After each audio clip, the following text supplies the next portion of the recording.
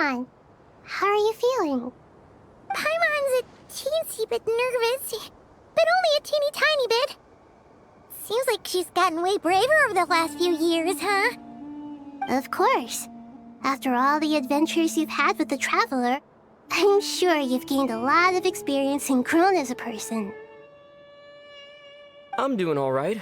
What about you, Nahida? How are you holding up? With the negative effects of Irminsul, I'm a bit like a piece of fruit that's been burrowed into by hungry insects and left to rot. I'd be lying if I said it was nothing. But please don't worry. We all know what we're getting into, and we've prepared as well as we can. I believe in everyone. I believe in you. And I believe in myself. Stoking the fire inside oneself is certainly one way to live, but knowing when to rely on one's companions is also a form of great wisdom. I've been quietly learning little things from everyone, like plucking tufts of fur from a sumpter beast. Me too. With the constant traveling, I'm always learning and growing. That's the journey of life. I think there's someone else here who would share that sentiment. Don't worry about what I think. I was just passing by and happened to overhear your conversation. What are you talking about, Hat Guy? This is the top floor. No one passes by the top floor. Says who? You can fly just like I can. I would have thought it makes sense to you of all people. I don't know why, but I feel a little more relaxed now. It shows that you feel comfortable laying down your burdens in our presence. It means that Sumeru is a place you can trust, where you know we have your back. And we feel exactly the same way around you. That's what it means to be friends.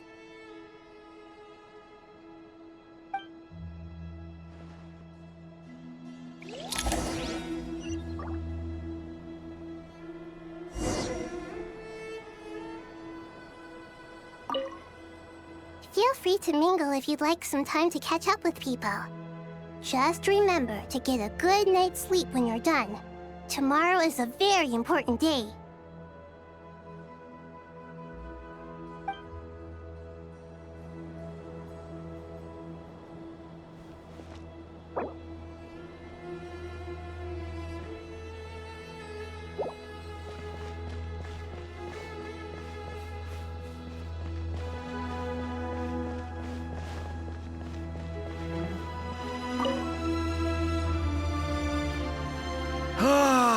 It's finally done. Ugh, but I have a nagging feeling that there's something I've forgotten. Oh, there you are. Everything wrapped up on your end?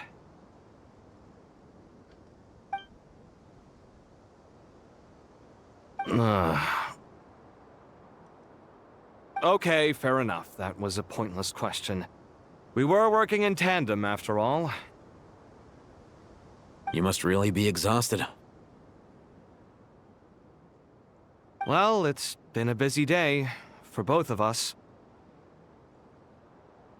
When work ends, you clock out. No looking back. Yeah, we're definitely due a break. Probably a little late to start drinking now, though. I'll stick with water.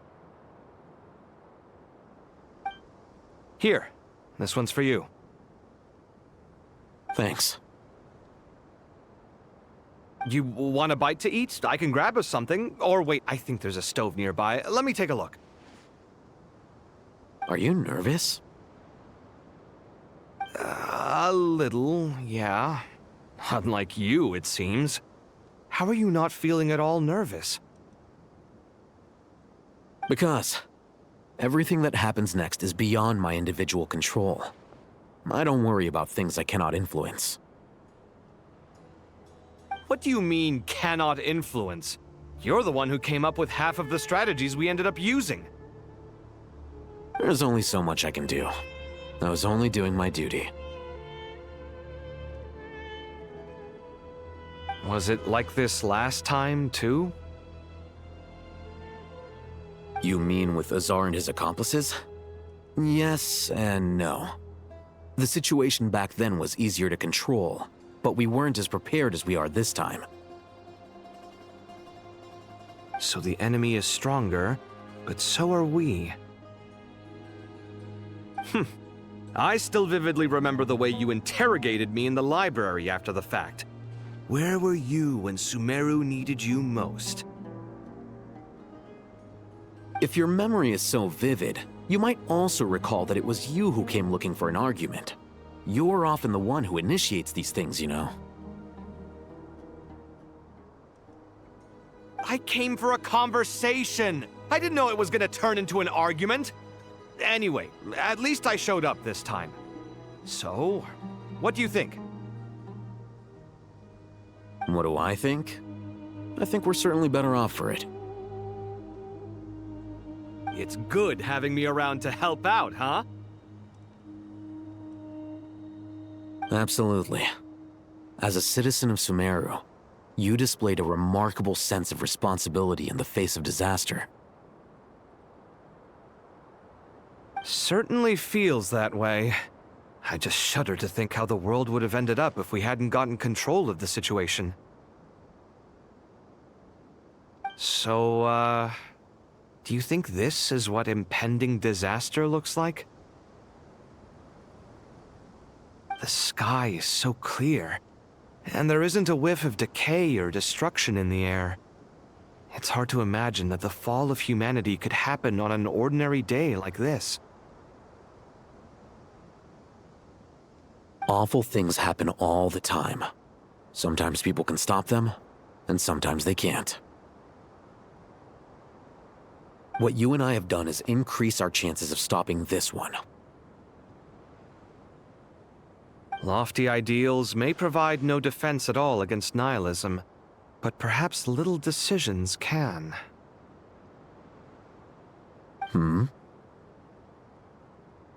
Oh, nothing. It's nothing. I hope everything works out tomorrow. It will. As long as we stick to the plan, our chances of success are good. It's really strange. You're my junior, yet you always seem to act more like an upperclassman than I do. I think it's mostly a matter of temperament. Ugh. Walked right into that one, didn't I?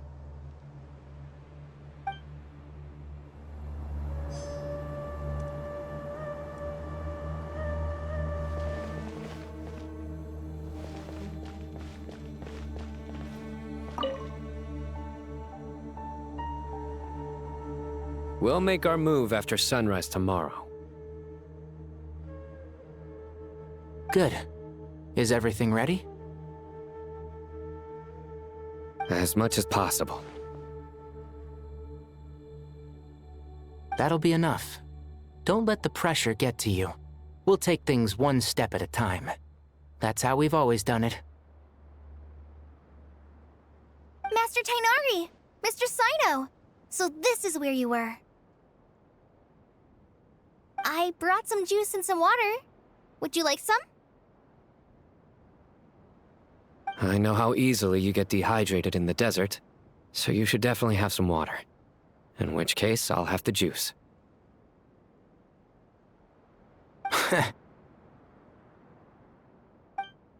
I gotta ask, though. Who's on juice-making duty at a time like this? Madame Farazan said she was feeling a little nervous, so I told her about the automatic juicer my friend invented. She took it right off me and started making carton after carton of juice. A juicer? Did Sucrose send that to you? Yeah, I hadn't had the chance to try it out before this incident occurred, but I couldn't bear to leave it behind in Gandharvaville. The juice is very sweet.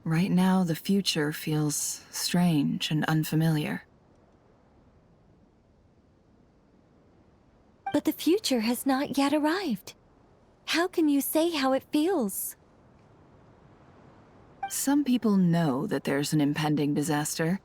Others remain blissfully unaware. Each group is imagining an entirely different future while walking towards the same one.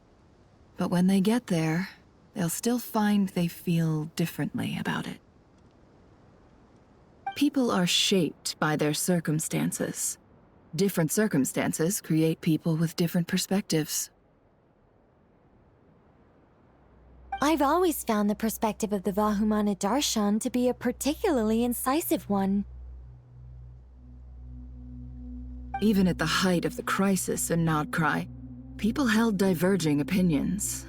But things are different this time. Indeed. Regardless of faith, gender, wealth, skin color, or eye color, everyone in Sumeru knows what will happen tomorrow.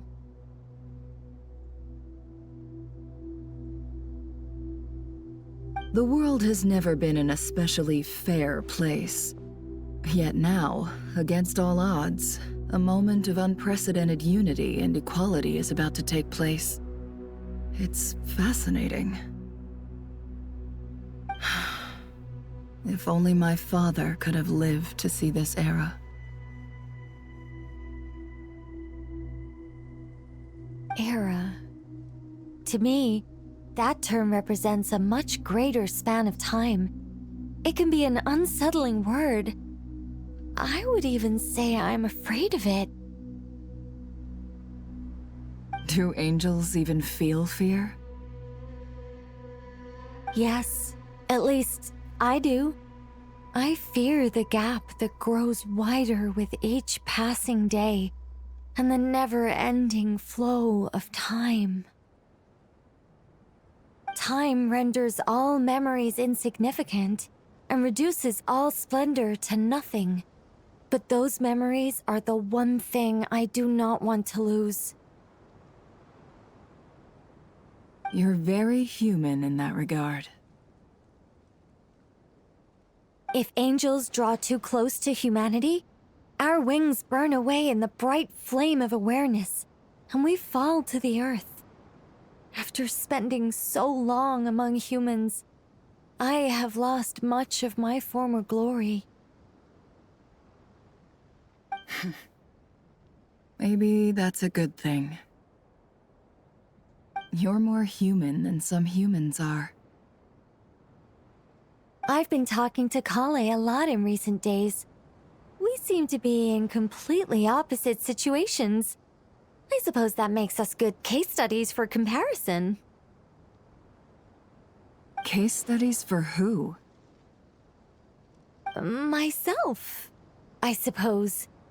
After comparing the two of us, I suddenly discovered that I desired more than before. It was a gentle, pleasant sensation. Just as most people pursue glory and miracles, I too am pursuing miracles of my own. Guiding humans to make the miracles in their hearts a reality, that is my miracle. It doesn't sound so bad, does it?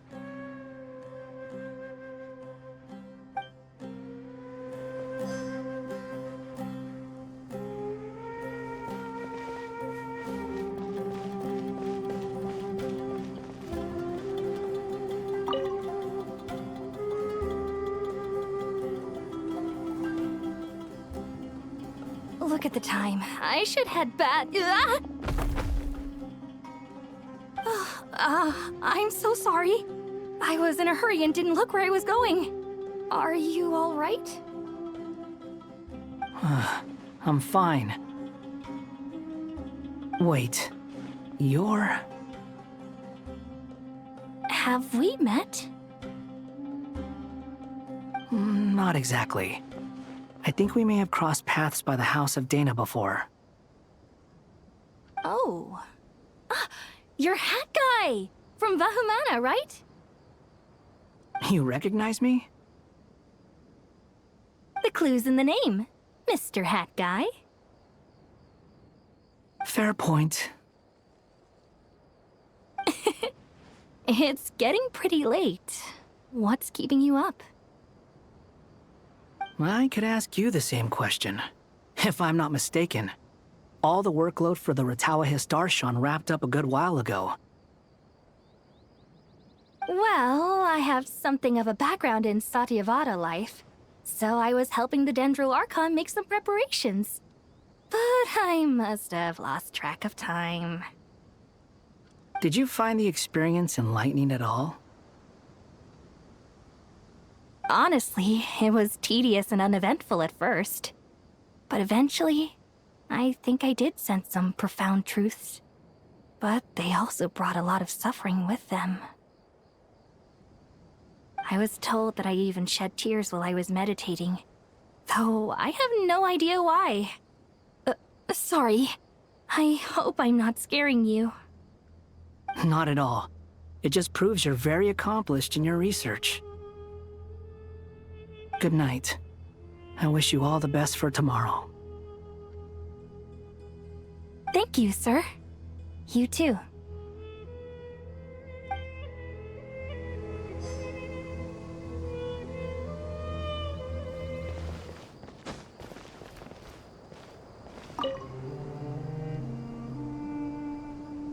Too bad we've got a fight tomorrow.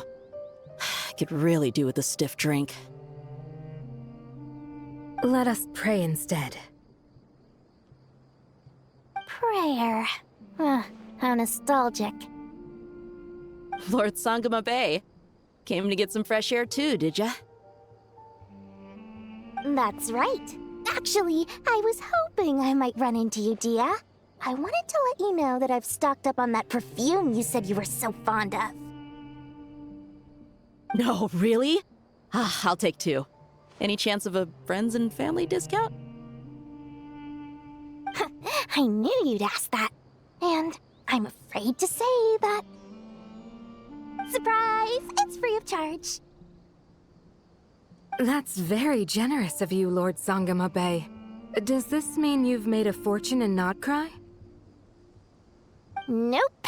Turns out, it's not that easy to turn a profit there. I even ran some assorted losses. But anyway, that has nothing to do with why I wanted to give you and Dia a small gift. Remember that merchant caravan you two rescued in the desert last month? That was transporting my goods! No way! I had no idea that was your shipment. Explains the, eclectic mix of goods, though. Lord Sangama Bay's investment in the desert and generous stockpiling of goods has helped many people over the years. The shelters you funded especially have made life a little easier for the children and the elderly. Wait, how did you know about that? Oh, I see. Nefer told you, didn't she? Ugh, that pesky lady. Aren't intel brokers at least supposed to charge for divulging people's secrets? She and Candace go way back. It's normal for close friends to share things you wouldn't tell to everyone else. Sure, but why did they have to be things about me? That's how Nefer shows that she cares. She wishes for all of us to know what a generous person you truly are. It must be hard trying to make a living far away from home. Just because we can tell what kind of person you are doesn't mean everyone else can. Well, maybe her intentions were partly good, but I don't think that's the full story. I'm sure she enjoyed knowing how much it would annoy me. I'm telling you, Nefer's got a mean streak. Definitely with you on that.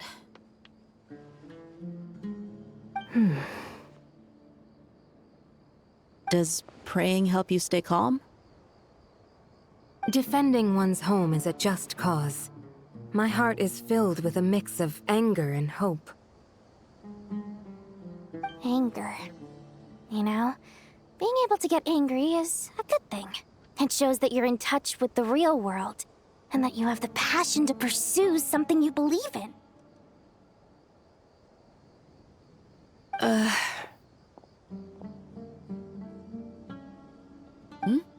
my lady?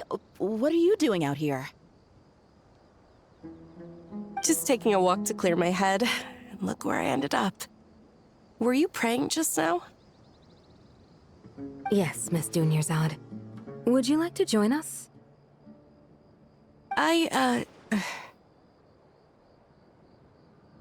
Come on, it's fine. She won't mind who you pray to.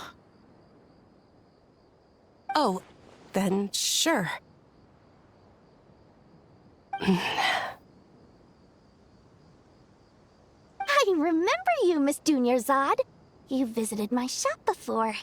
If I recall correctly, the god you worship is the Dendroarchon, correct? That's right. She is such a gentle and kind god. But to me, she is more than just a god I worship. I see her more as a friend. And so do many others. She's not some almighty god who reigns on high, but a genuine friend. Agreed. She's a wise teacher and a good friend. I spoke with several people during the evacuation. Everyone's aware that tomorrow's battle is one that ordinary people can join too. A battle to fight for our friends and our homeland. Oh, it makes me glad. I can finally do something for those who protected me. You've grown so much since we first met. Oh, a compliment? Ooh, more please. Thank you. My lady, you've always been a remarkably strong and ambitious person. It's indisputable. And that's not just a compliment. It's a statement of fact.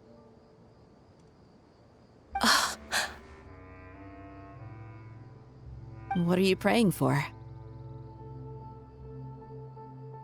Our beliefs may not be entirely the same, but we both wish for the same thing.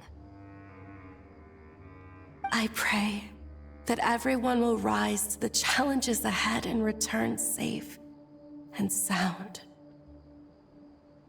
I pray for the safe return of all my companions.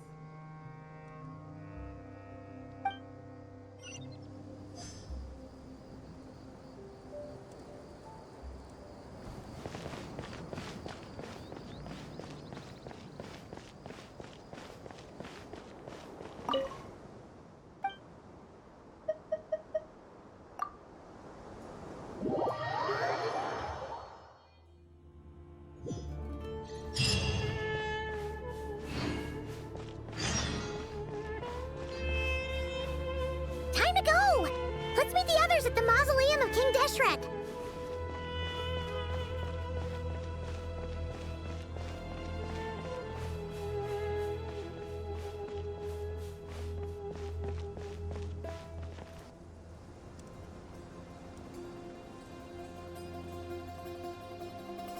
I have not felt this way in a long time.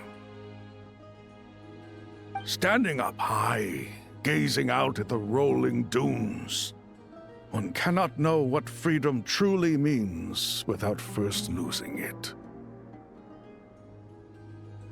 The golden slumber truly lives up to its name as a dreamland. Though desert sands exist there too, no mirage, no matter how glorious, can compare to true beauty.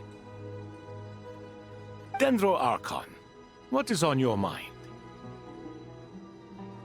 I was wondering whose counsel I should seek on the questions in my heart.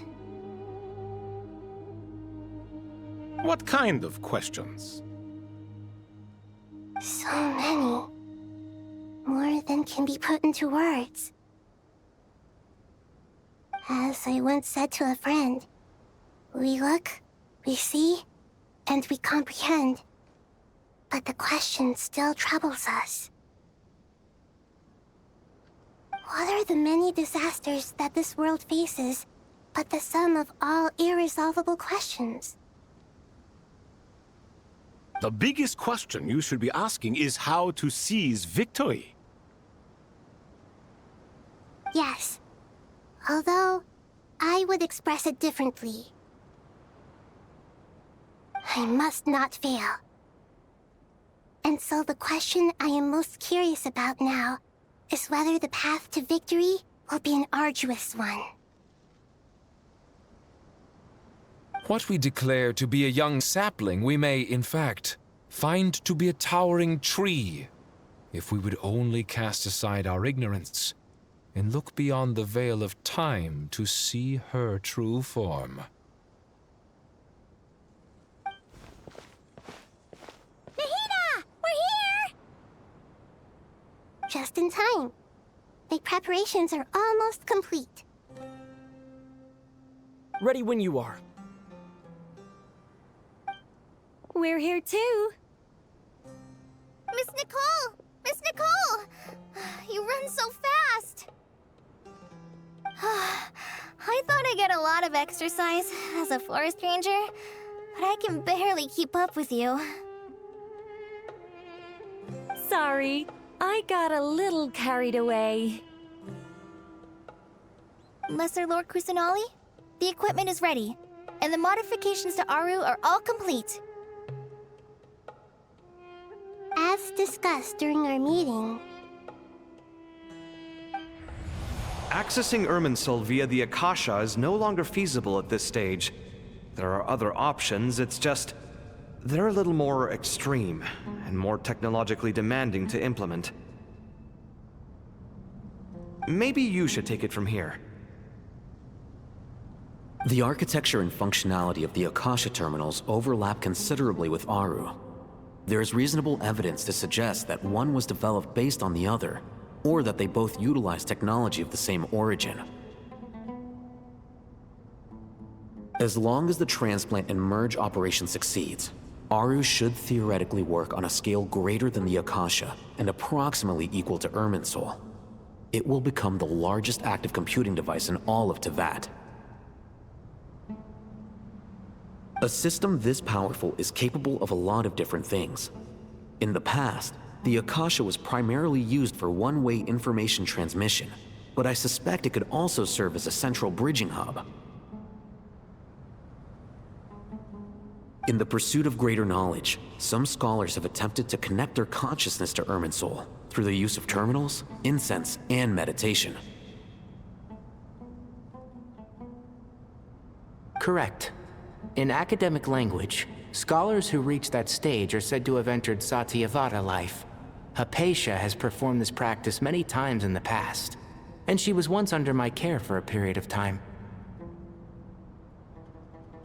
Right. And this at least proves that there is a zone within Irminsul that can be connected to. that's right. Providing wisdom to the people is one of the very reasons for Irminsul's existence. I think I understand where you're going. Please, continue.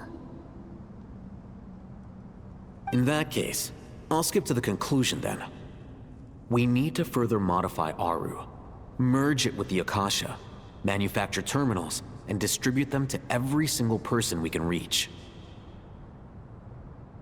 Every person? Even the desert folk? Yes, everyone. I've already calculated the amount of raw materials we need. So you mean we're going to get new Akasha terminals? Yes, but this time the people of Sumeru won't be using them to acquire knowledge, just to connect to Irminsul. That's the key. When we evacuated the city, we brought all the important assets from the House of Dana, in case we ended up needing them. Fortunately, this included the Akasha system's main terminal.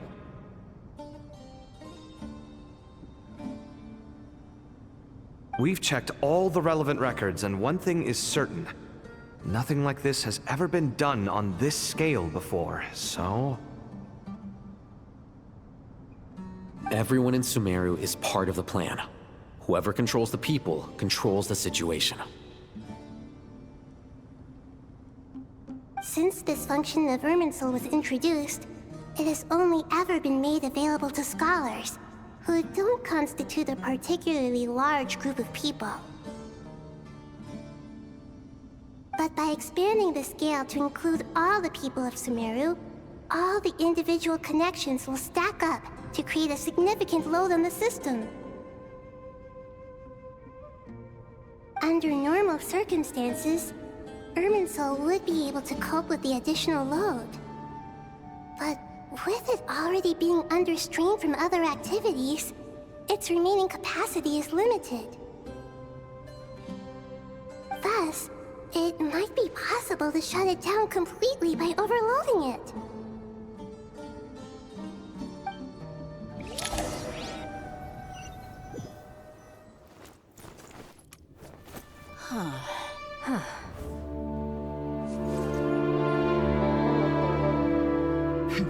Counting down. 3, 2, 1. Are you ready? Ready!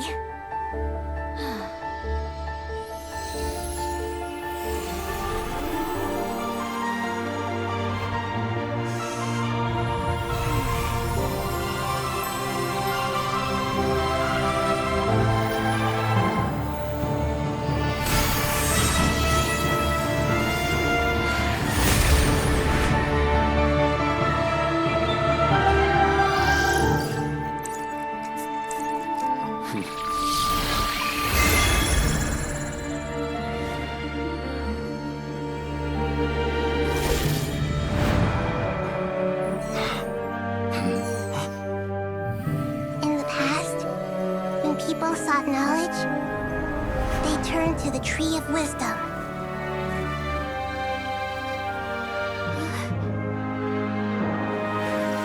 Today, we use it to save Sumeru and the whole world.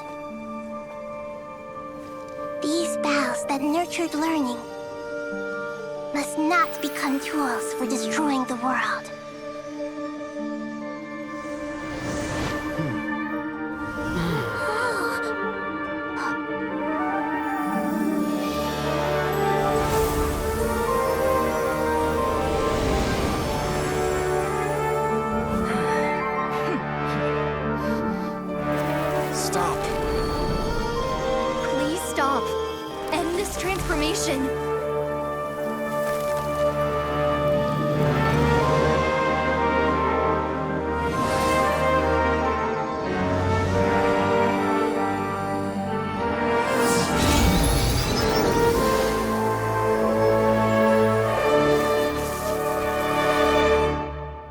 Shut down Irminsul just to stop me? You fools. I have all the time in the world.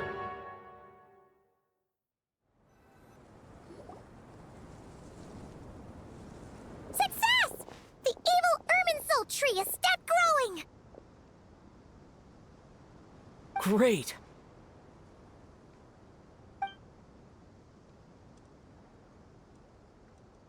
What a display of true courage! The courage to think and the courage to act! I never thought I would witness the shutdown of Irminsul with my own eyes. Perhaps this is human wisdom in action? Indeed, only humans could do such a thing. Gods are few and far between. What was once created for spreading knowledge is now used for another purpose. A rather ingenious plan. I am grateful to you three for your help. Only thanks to you were we able to extend Aru's interference capabilities to cover all terminals. Now, nobody who wears a terminal will have their activity accurately tracked by Irminsul. No matter how many eyes Dottore possesses, he will not be able to see us clearly. Now for the next step. I will need the help of your supreme powers once again. How might we be of service, Lord of Dendro? I need to reach the Eternal Oasis immediately. Right now?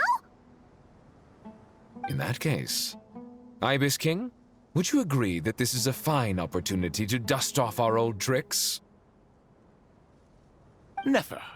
I assume you have that chess set with you? You mean the one you gave to me as a gift? Asking for it back, are you? How could I? You misjudge me. I just wanted to show you another way you can use it. Connect to Safei Shatranj.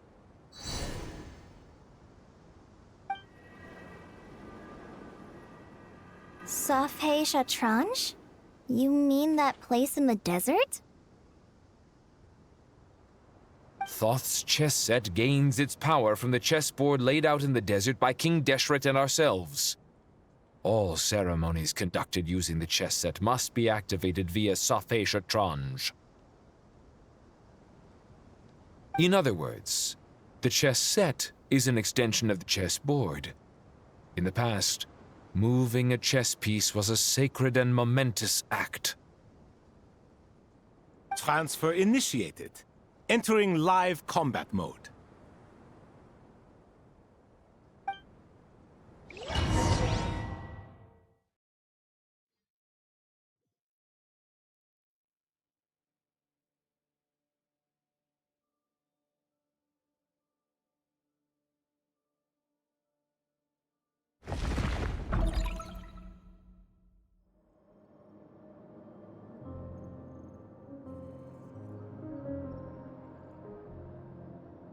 We haven't heard a single word from our spy in the desert. I'm afraid he might have been captured.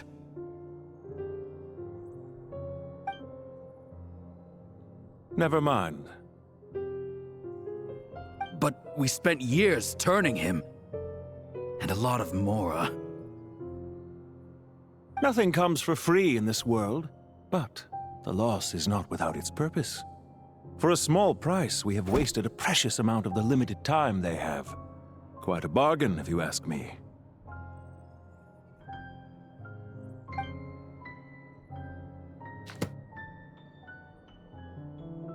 Understood. Weighing profit against loss is a necessary part of life. But to tell the truth, I have been operating at a loss since this all began. Since many centuries ago, in fact. For instance, why would a banker act as the executor of a will? If you hadn't deposited your personal belongings at Northland Bank, I would have no reason to be here right now.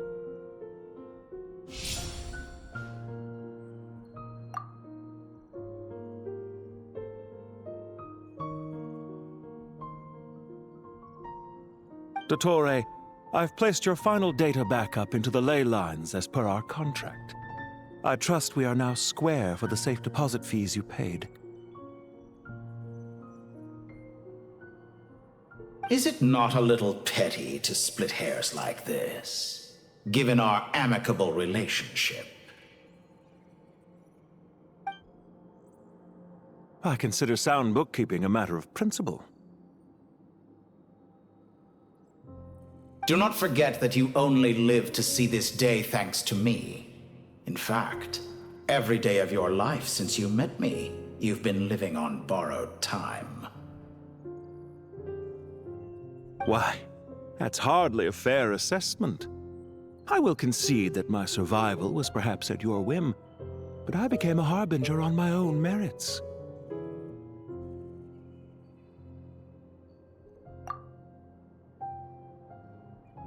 Managing money is not like other professions. Mine is not a role I could have acquired based on your recommendation alone, and certainly not one I could have lasted so long in without genuine ability. The information stored in the ley lines is quite comprehensive. Rest assured, I have not forgotten how strong your pride is. Well, I presume you have no sense of fragmentation while talking with me. How could anything possibly go wrong with such strict measures in place? The remainder of your soul was split in two, with one half sent to Nodcry and the other stored in the most secure vault of the Northland Bank. Though I must say, your disdain for the other segments is quite amusing. Zandik is you, and you are Zandik. Zandik created the segments, yet you, a segment yourself, reject him.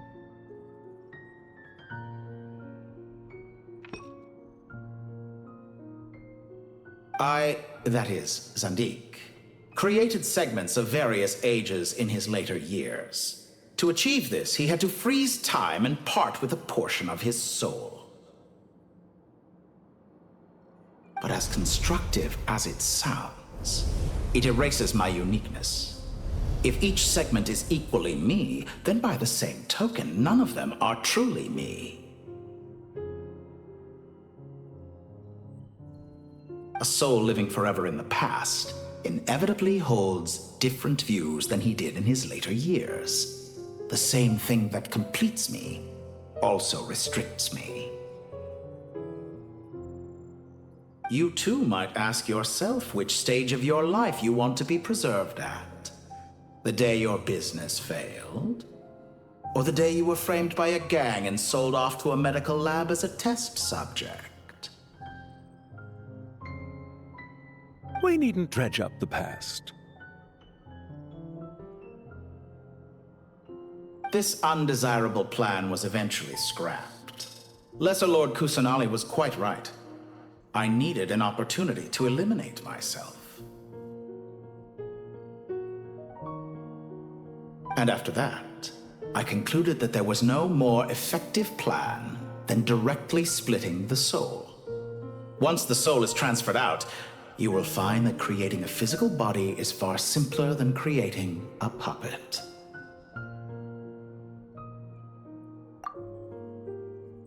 The other half of your soul suffered a crushing defeat in Nodcry, you know. And yet in the process, I obtained the information I always wanted, did I not? Because now we finally know where the best testing ground truly lies. I once thought your ultimate goal was to ascend to godhood, but as it turns out, that was merely one of your experiments. Experiments take many forms. Most people are too eager for success, too fixated on the end goal. They forget that the experimental process itself is just as important. A suspiciously vacant seat, a new face. I trust you can put two and two together. The reason it doesn't exist is because someone tampered with the record. What can I say? After all your efforts, you really did uncover the world's secrets. So, is the new world you promised a lie?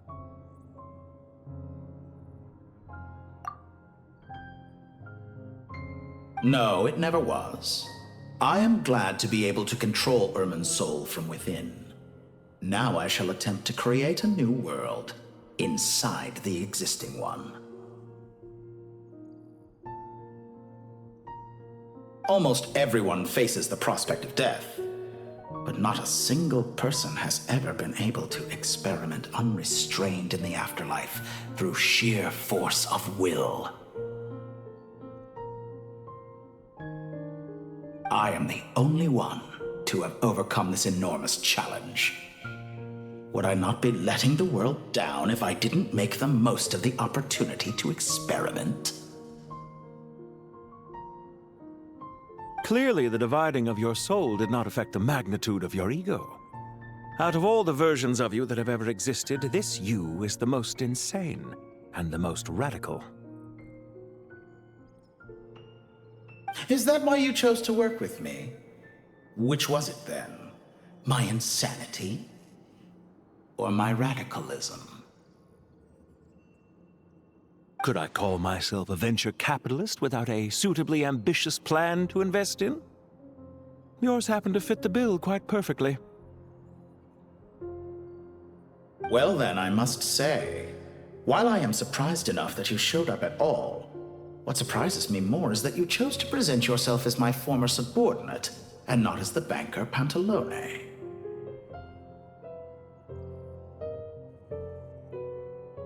Why make things harder than they need to be? Exposing my true identity in a situation like this would only serve to destroy diplomatic relations between Snezhnaya and Sumeru. I daren't imagine the consequences. Showing up in the name of the original antagonist gives you the recognition you rightly deserve, while also being sensitive to Snezhnaya's predicament. It was an easy win. As for why I'm here, if you're suggesting that your credit is in the negative, I won't argue with that. Many people say that about you. I'd argue that a significant factor in your willingness to cooperate is the fact that you have but a few years of life left after my death. Living and dying together has a way of binding two parties together rather closely. Is it not true that a relationship should be judged by both the positive and negative returns it yields?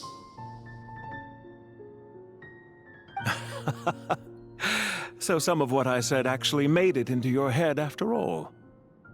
It's true that I hope you don't die too soon, but don't you find that a strange thing for me to say? After all, you've already had quite a long life. Especially for a human being. Let's not pretend that you're any more innocent than I am. Are we not the same in this regard? We both despise the existing laws of this world, and neither of us enjoy being under anyone else's control.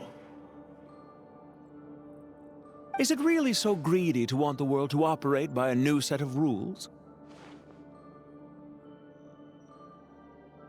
Of course not, my dear friend. And as I've said before, mutual interest is the foundation for the most reliable of relationships. You can attest to that. I just hope there never comes a day when I have to work too hard to prove that. Regreater, sir. People have been spotted approaching Sumeru City. How strange. Despite your access to Irminsol's data, it appears the soldiers noticed before you did. They must have found a workaround.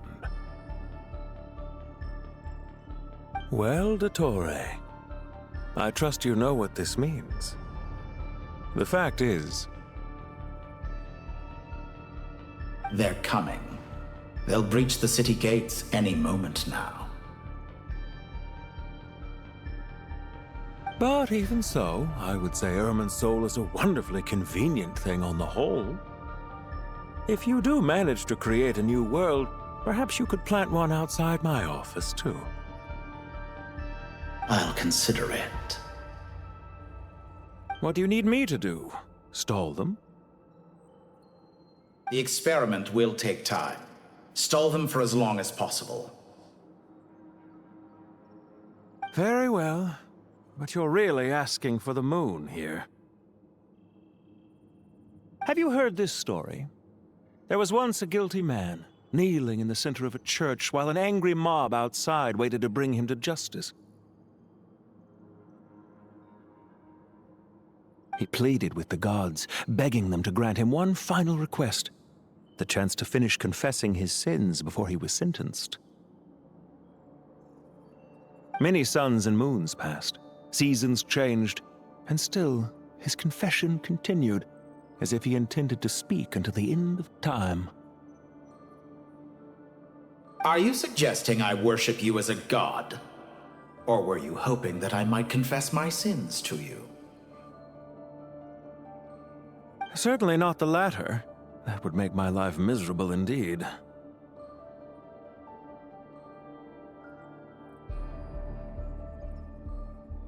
For someone who despises them so, you never seem to have any objections to me creating or becoming one. At first, I thought you'd be furious.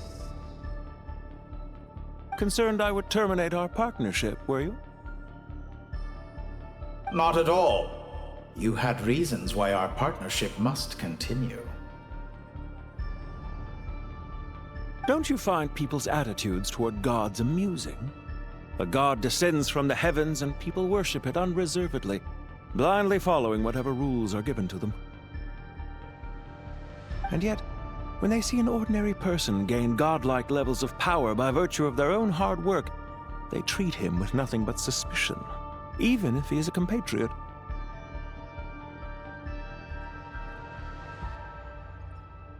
Is that supposed to be a compliment? No. I was just thinking. I pity the man who would call you a compatriot. There's no need to be so self-critical.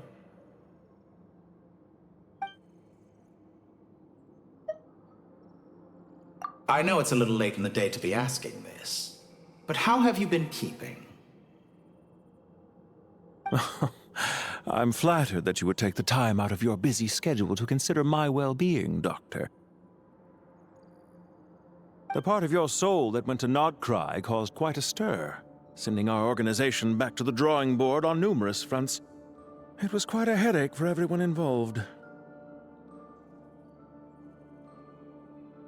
Dear me, I must have caused you no end of trouble. You certainly did. I had the rare honor of being summoned before the Tsaritsa with Pulcinella to answer for myself. A terrifying ordeal. Don't worry, I pulled through. At most, it's a public relations nightmare. I made sure of that. Now I'm curious. How did you explain yourself? Oh, it was quite simple. I just pinned the blame on someone who wasn't there to defend himself. I could hardly be expected to defy the demands of someone as insistent as the Second Harbinger, now could I? How you slander me. You know full well that I am perfectly amenable to reason. There's no question that you are partly to blame for the ruin of my reputation over the years.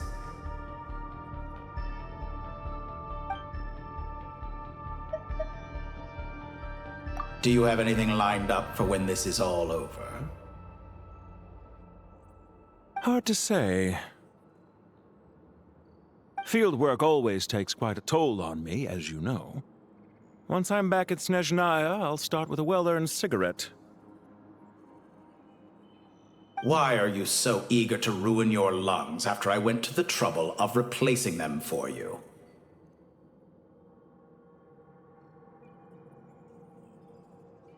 If you have an issue with it, feel free to try to stop me.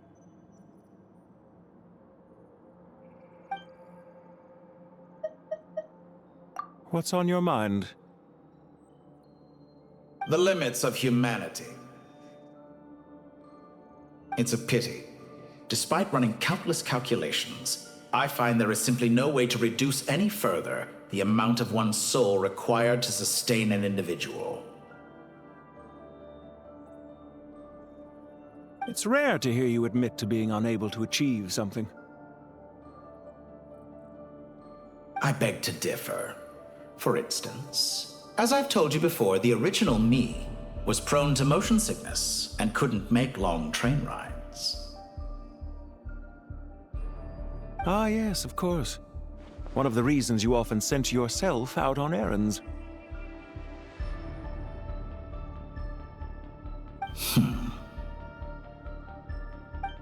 What are you thinking about now? A new experiment.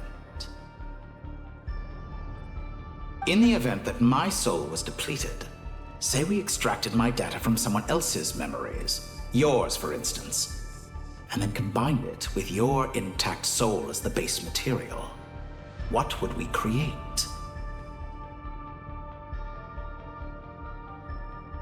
Such a scenario would be impossible. Oh? As long as your current soul survives, there will be no need to create a new individual. Don't forget, you were the one who approved of the present situation wherein only one Dottore remains.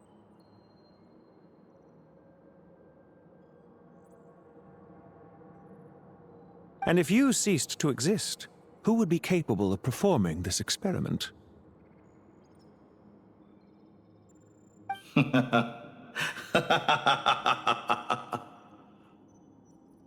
Since the day I met you, you've always excelled at talking your way out of a quandary.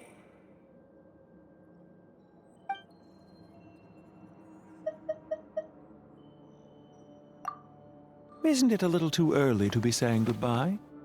Not that I wish to keep you from your business, of course.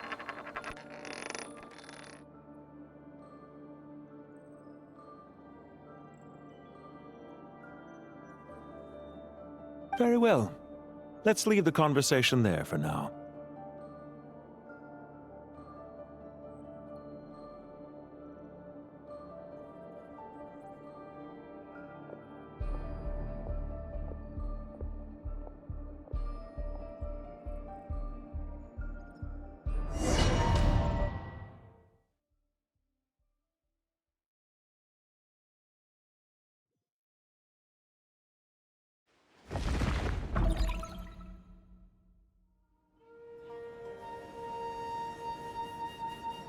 The power of King Deshret's 7 pillars is truly remarkable. With just a chessboard, you can move an entire unit across the material plane. Yeah, sets us up for a much easier fight. Really makes my day. The last time we stormed the city, it involved a lot more running around. I wonder how many people can say they stormed a city twice in their lifetime. I was just thinking that. I've definitely had more than my fair share of unusual experiences in my life. This is my first time here, actually. We never usually leave Gandharvaville.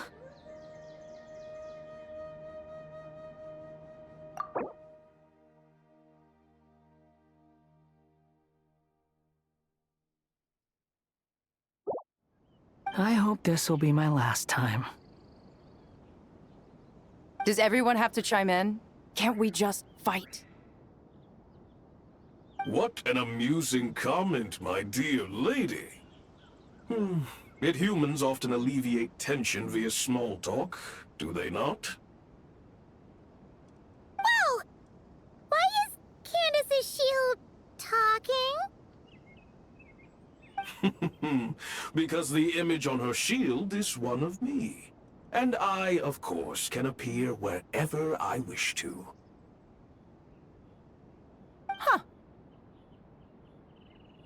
Well, la-dee-da. Isn't that fancy? Could I get in on this? You wish for your gauntlet to speak? Why, certainly. Ahem. I think you'll find that it is I whose image is carved hereupon. Thanks. Definitely feel stronger now. You're welcome, my lady. I am glad to lend you my power. Sino, what's the situation? There are troops stationed at every entrance. As we expected. A frontal assault will suffice. Everyone, stick to the plan. We'll take the main entrance. You head for the House of Dana's side door. Move out.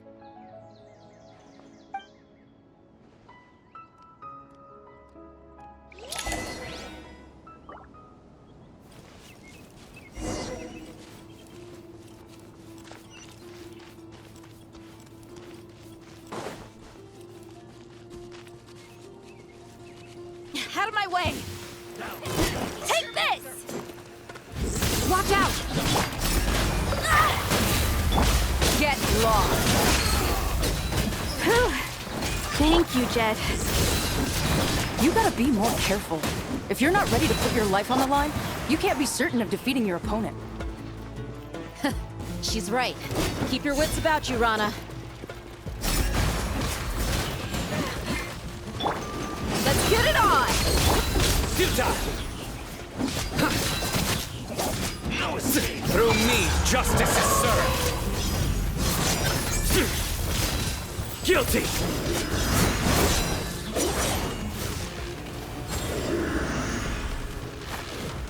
You can't run from death.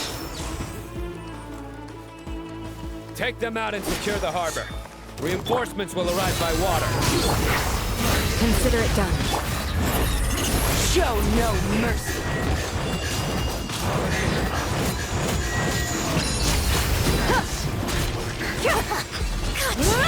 Nowhere to run. Winter. Do your work. This is well done. Pin them down. An unfortunate fall. Cook this through.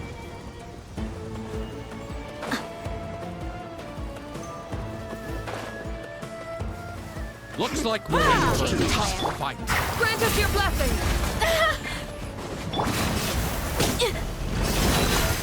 Gloves off.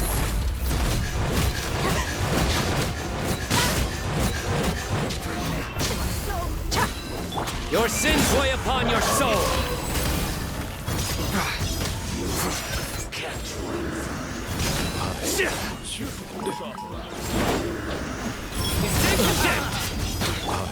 Do your worst. Buckle up. Save yourself the pain.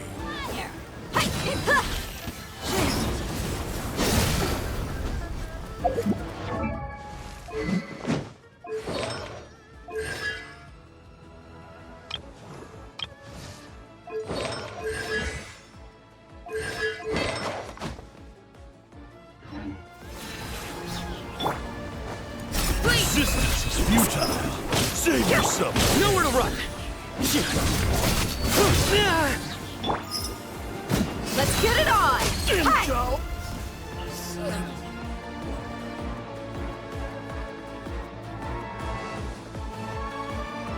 Waterway secured. Brothers! Sisters! Perfect. Just in time. Welcome. Once we've linked up, we'll continue the advance. The team has arrived at the north entrance, as planned. Good. Press on.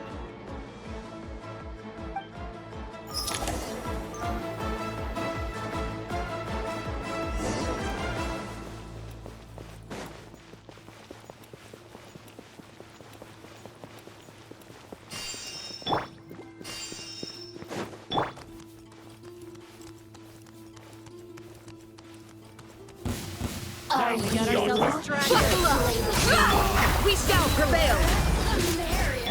You're dead meat.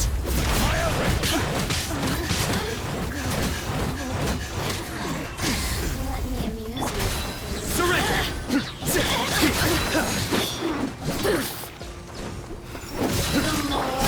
Look at me. Waste of time. Go.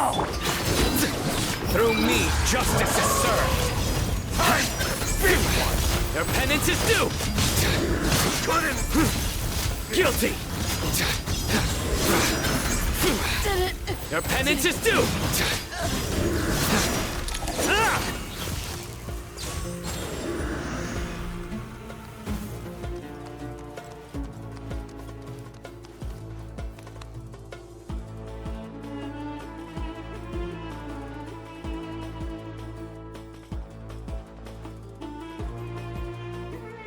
Look out!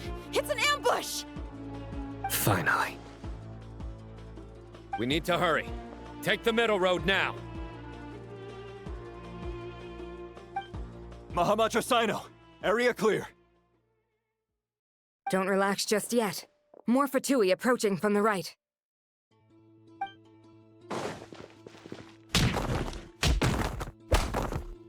Irminsul cannot track our movements. If necessary, we could split up. Don't worry. We'll wipe them all out. As you can see, our people came raring to go. Good, good. How are things with the Traveler? Can Tainari keep him safe? Don't underestimate Tainari just because he's a forest watcher. He can handle it. All right. You know that's not what I meant.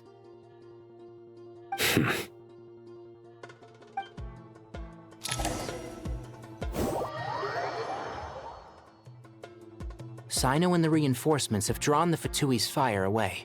It's our turn.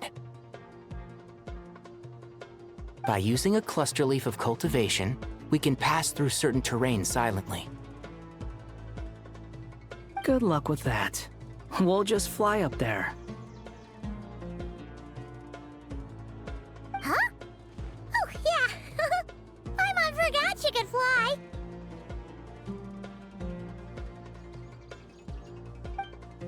Ready? Ready.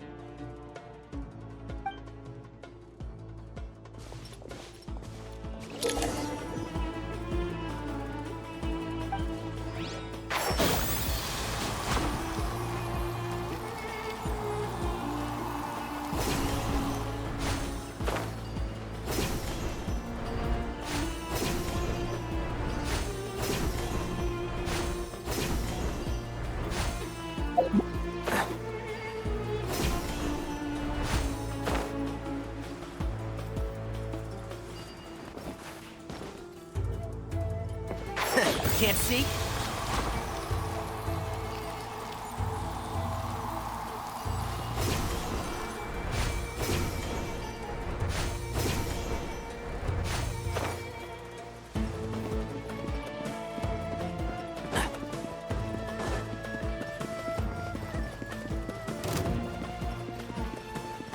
And shroud! The wind rises. How amusing. That's far enough. My everlasting... Let's nip that in the bud. So... Time to big one! Fix it.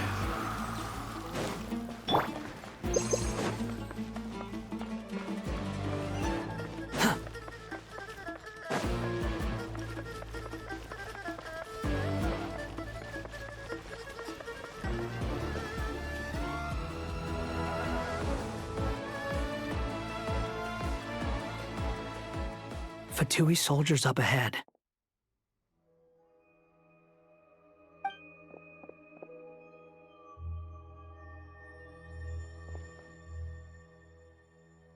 Careful. Prepare for battle. Hey! There's people over there. You have some nerve showing your faces here in the center of Sumeru City.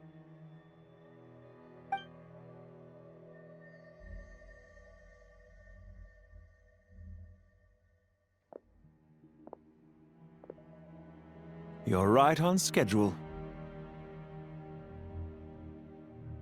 Well, this guy sure as heck isn't your average Fatui sergeant. They've stationed quite a few people nearby. It definitely looks like they were waiting for us. But something feels off.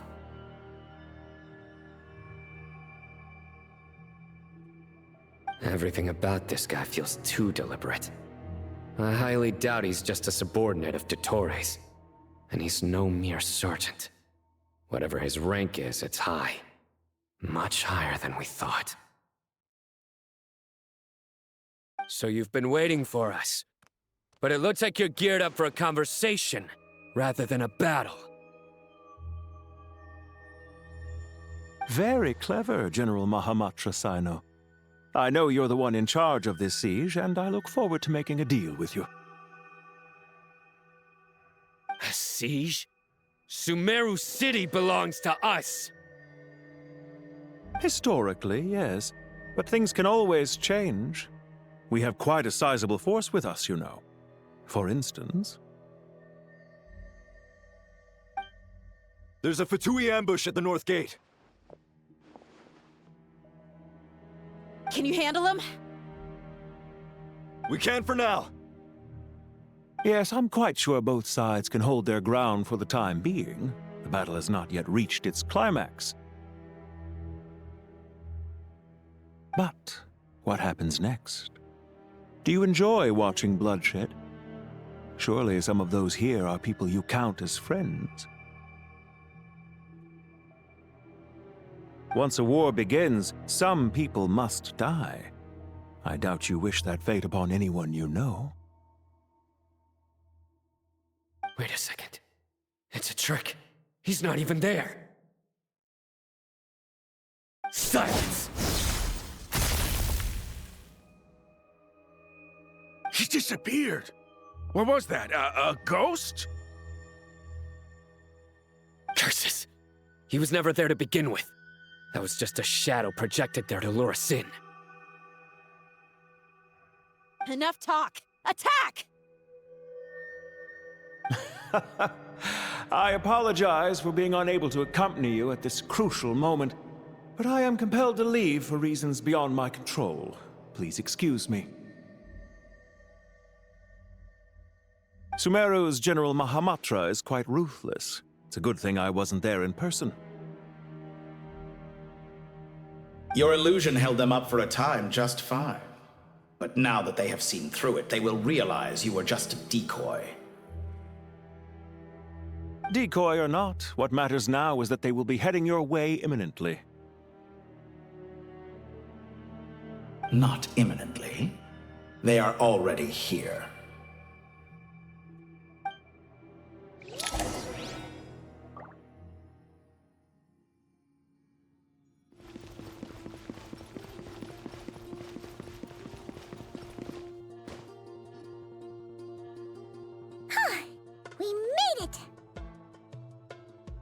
This is far enough. Tainari, you go help Sino. Don't worry about us. We'll manage from here. Are you sure you don't need me to stand guard? No need. Once the connection is established, we'll disappear from the sanctuary of Surasthana. Go help the others. All right. Goodbye for now, then. Please tread carefully.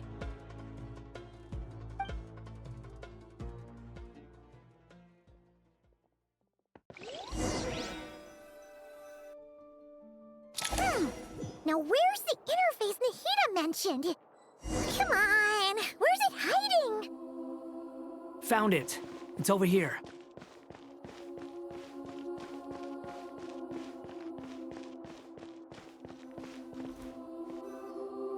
We can connect to the inside of Irminsul through the Sanctuary of Surasthana's built-in security system. You should be pretty familiar with the process. Is it the same route as last time? For the most part, we don't need to adjust any of the parameters. Then I should be fine. And Paimon? Once you're both ready, we'll set off. Wait! The stakes are way higher this time, right? Maybe Paimon should stay outside and help the others. Then, you can focus on the fight without having to worry about Paimon! Huh? Why are you staring at me like that? It's nothing. I just suddenly realized how much you've grown. Hey, you've grown quite a lot yourself. Don't you two start getting into it again. Well, anyway, Paimon thinks she's pretty knowledgeable. Who's the best guide in Tavatigan? And don't forget, Paimon's a college student now. If we say Alhatham's not a weirdo, it's hard to explain how he came up with the idea of you applying to the academia. But for all that he counts, you're doing surprisingly well in your studies. Just goes to show how important it is to have someone supporting you. And Paimon's not the only one. Let's not forget that you only became a student because of Nahida's personal recommendation.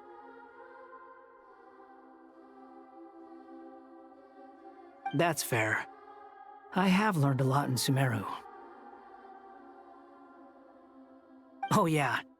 Did you ever come up with that ugly nickname you promised me? What? No way! We're friends now! Paimon gave up on giving you one ages ago. Anyway, isn't Hat Guy enough of a nickname for you? Fine. Suit yourself. We need to go.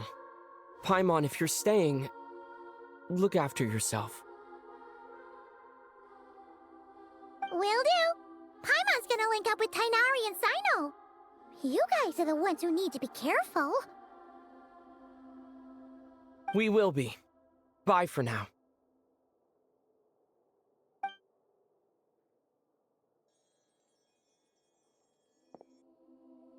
Initiating connection.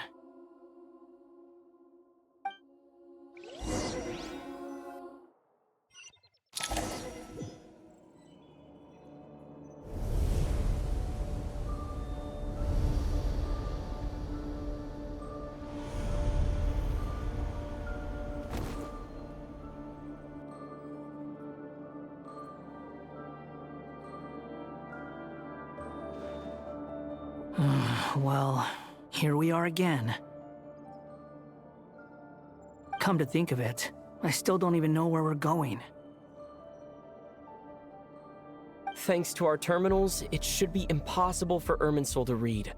I can... Don't tell me. Only you need to know. That way, whatever happens to me next, it won't affect your progress. Listen to me. Your safety is just as important as mine. Don't even think about sacrificing yourself for the greater good. We came here together, and we're leaving together.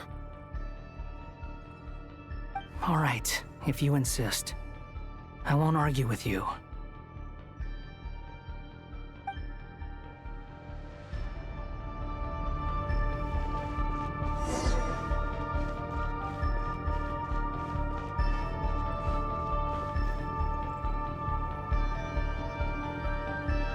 This place looks so different from how I remember. It's unrecognizable. It's a complete mess. Like someone's turned the place upside down. Must be Dottoro's doing. Either he's searching for some information he needs, or...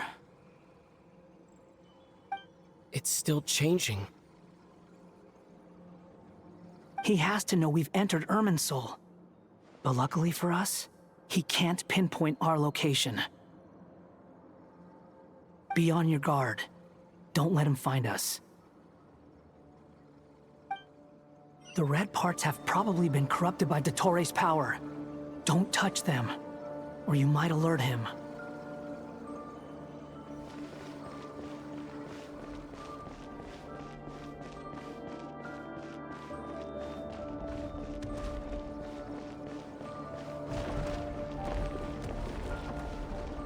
He's looking for us.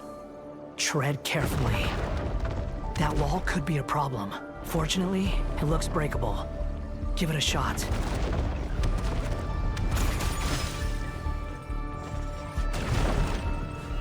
Behold!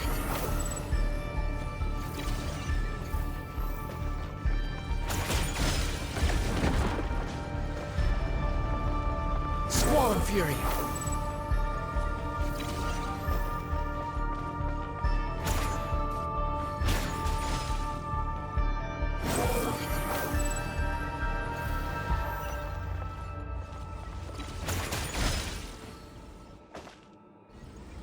Rises.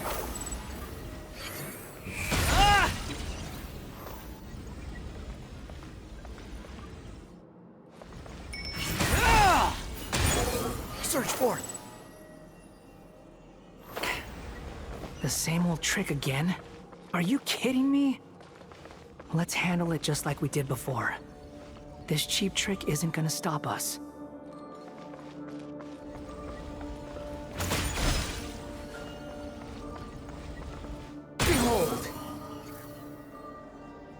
Oh no, it's a trap. Is that why he was using the same trick over and over again? To get us to lower our guard?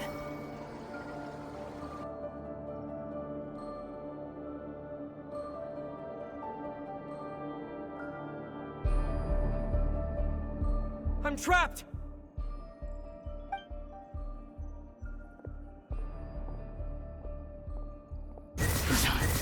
Why won't this thing budge?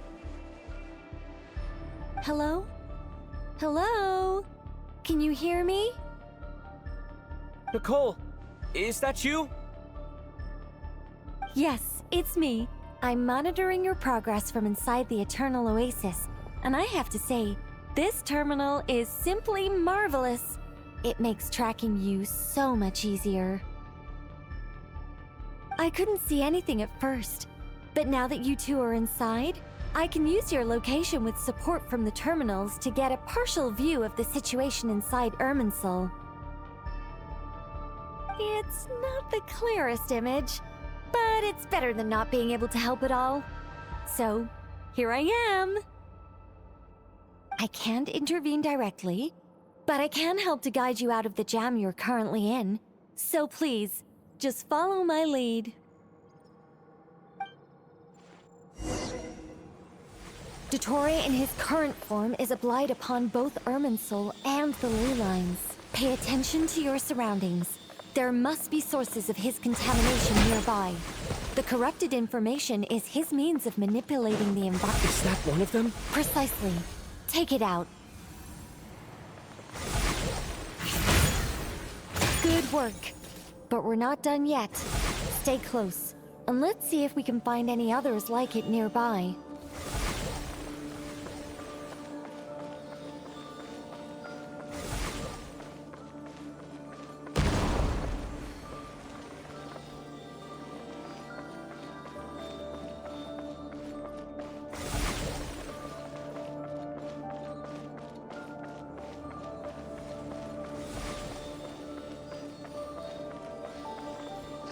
Squall Fury! This must be another one. Agreed. Now... Oh, wait! Watch out! It's Dottore. I think he's found us.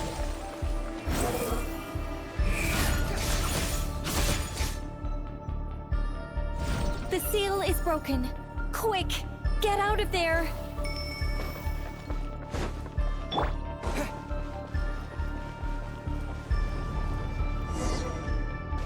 And where exactly do you think you can run to? Wait, what is that? Pursuers!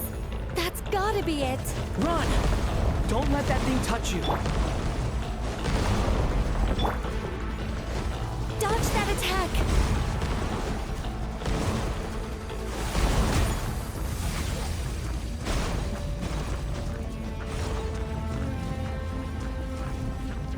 There's more than one path. Which way do we go? To the left! Trust me!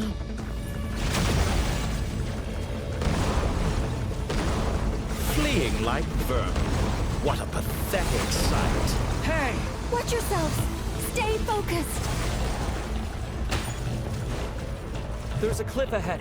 Jump! More of those corruption sources. Destroy them as you did before, and open the exit as quickly as possible.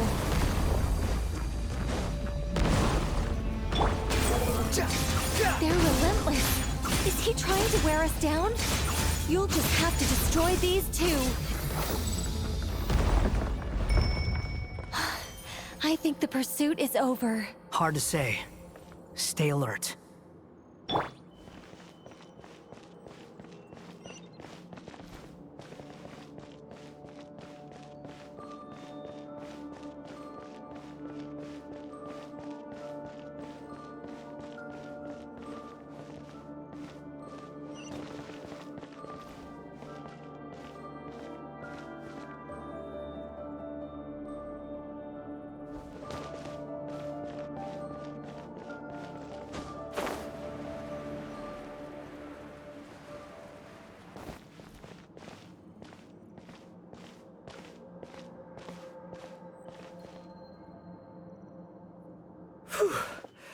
I think we've made it to relative safety.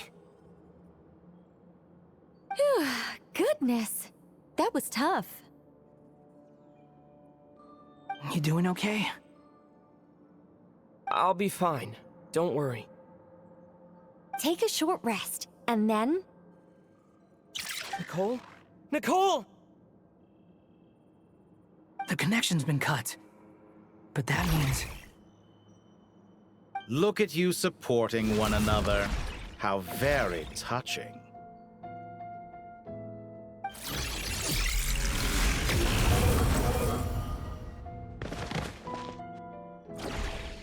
Dottore!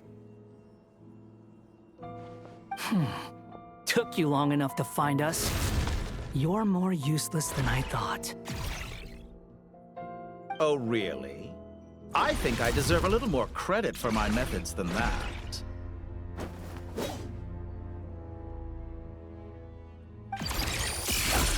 Rather than hunting you down, I chose to let you roam free.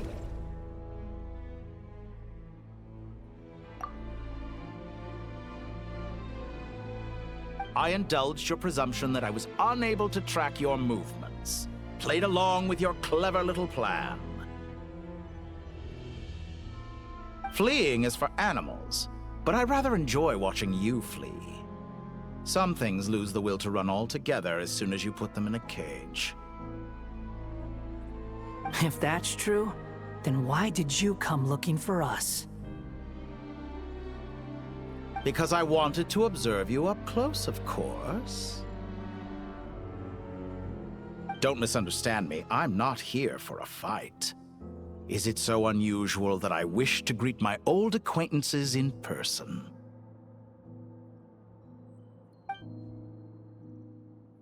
After all, it's been a while. Scaramouche.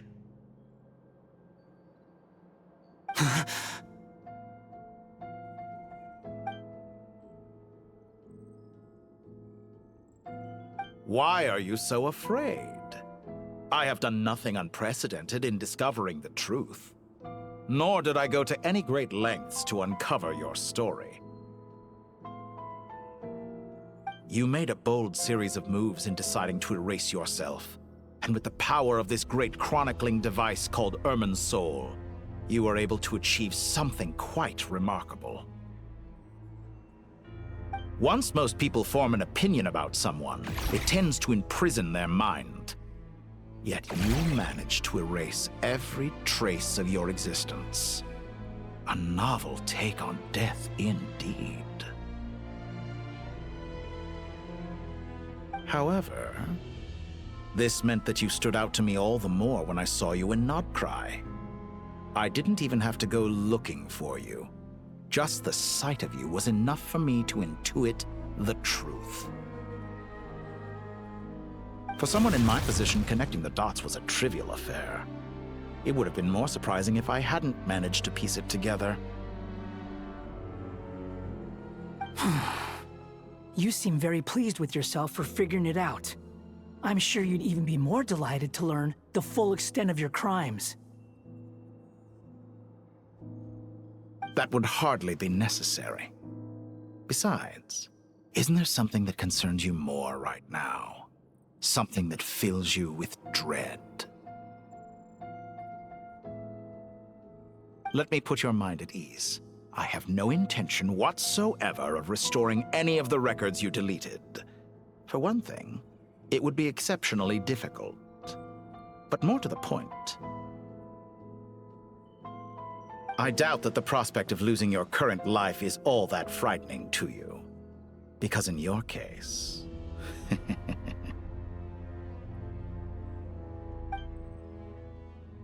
the cruelest twist of fate is that you'll never again have the chance to make up for any of your mistakes, isn't it?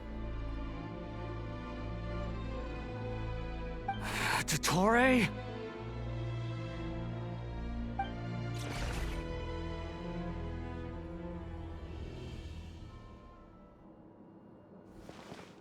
All here shall bend to my will.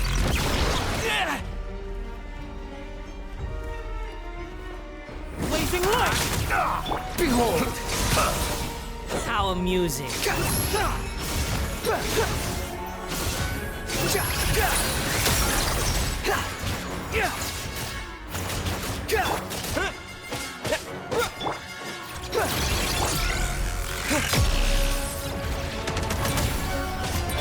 I'm afraid you'll need to do better than that to take me down.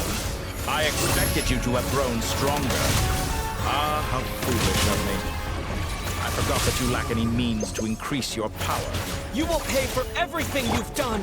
Oh, will I now?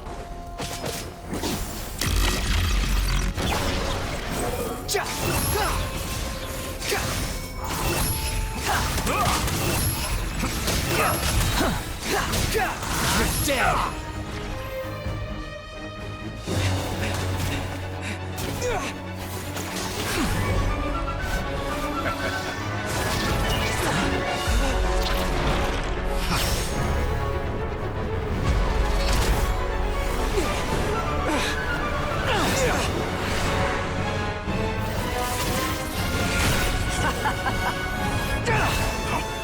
Does the prospect of death amuse you? I could ask you the same question! I'll distract Ettore. You focus on the mission. Got it!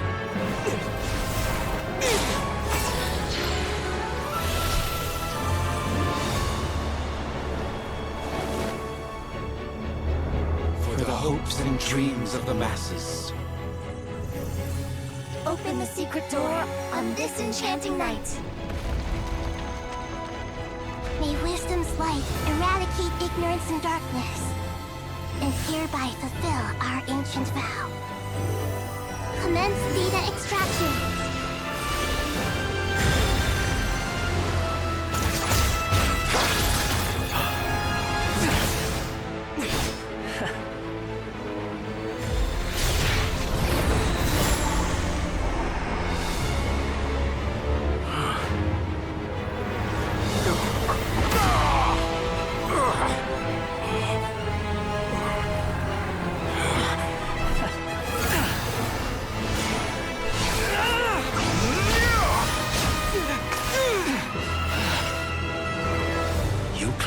Outdated ideals and stand in the way of progress.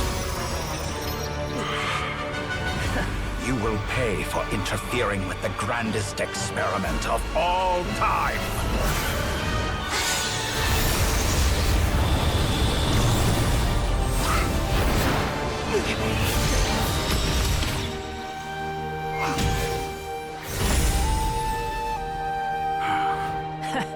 Good timing.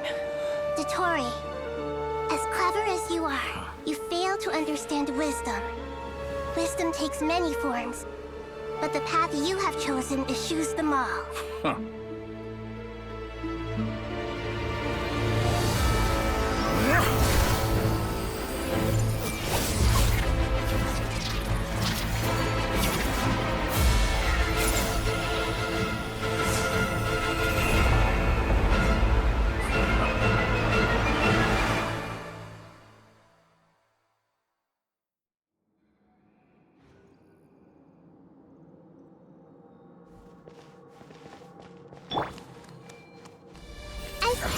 My strength is fading! Since you are within Irminsul, it stands to reason that any power you wield comes from it. You're extracting the information from Irminsul, just to strip me of my power. I will find his weakness.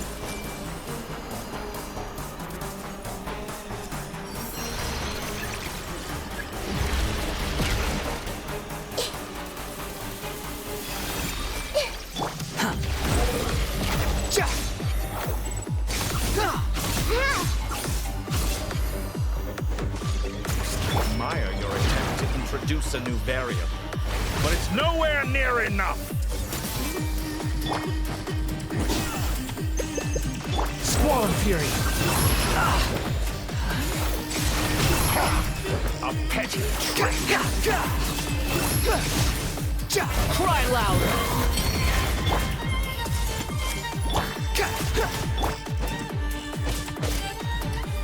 Honed in flame. The wind rises.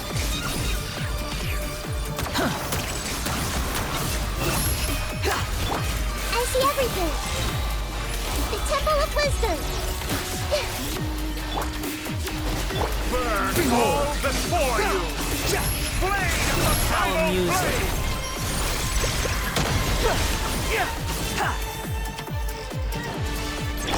Hey! You won't We're so close! Just hold on a little longer. I'll hold him up. Traveler, Hat Guy, the rest is up to you. We certainly have a knack for surprising each other, don't we? I'm just getting started. It's time. Say your prayers. Stay on the offensive, but watch your back.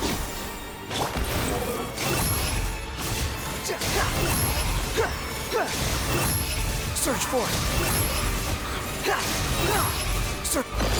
It's time. Say your prayers.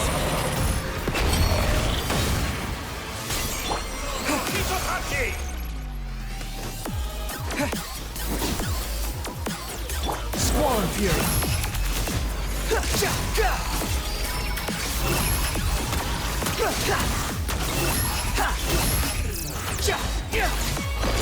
It's time. Say your prayers. Blade of the primal blade! Honed in flame. The wind rises. Search for it.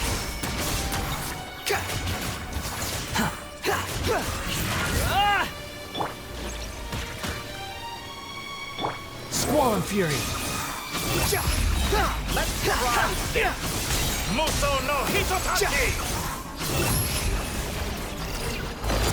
It's time. Say your prayers. Finally. Time for you to die. Excited? Time for me to die?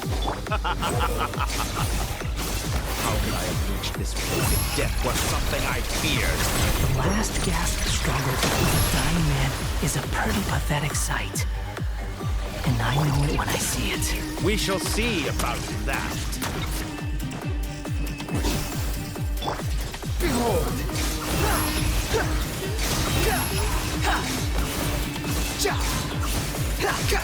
Let's try this! Muso no Hitotachi! It's time. Say your prayers.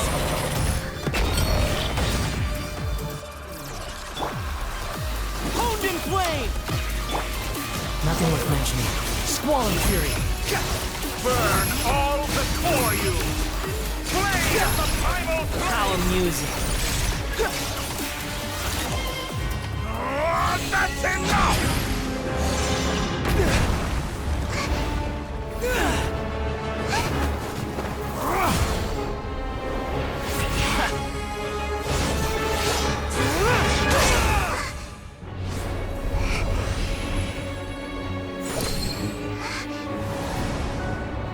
It's all yours.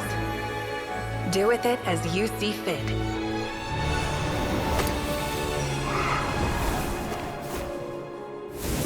Just as you say, this world is home to some archaic things. And as you suppose, you are a formidable opponent. You have long coveted the secrets of wisdom. So now, I will demonstrate true wisdom in action. I invoke my supreme authority as the keeper of Irminsul. Commend me or condemn me. But give your verdict now!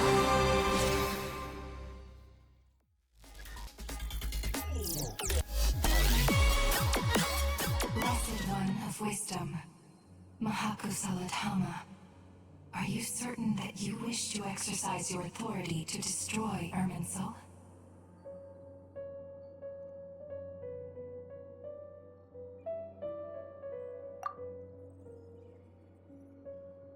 It represents both your roots and your finest accomplishments.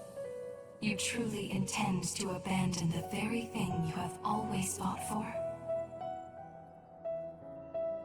This is my decision. Irminsul has been corrupted beyond redemption. Irminsul is the original tree of Teyvat. It is the means by which the heavenly principles maintains faith itself. The 7 archons should honor and revere it, for their authority was bestowed upon them by the heavenly principles. It is precisely because I honor and revere it that I fight for the humanity it exists to protect. Wisdom is knowing how to weigh the options and make the right decision. If you truly care about the fortunes of this world, then it is me you should seek to preserve.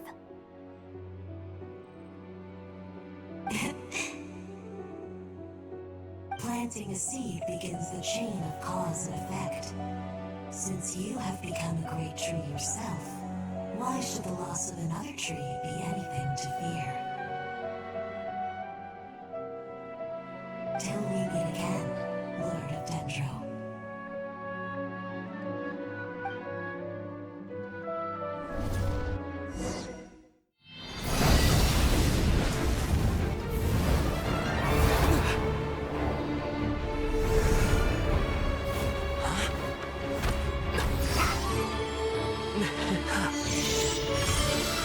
The first flame. The pure, cleansing fire.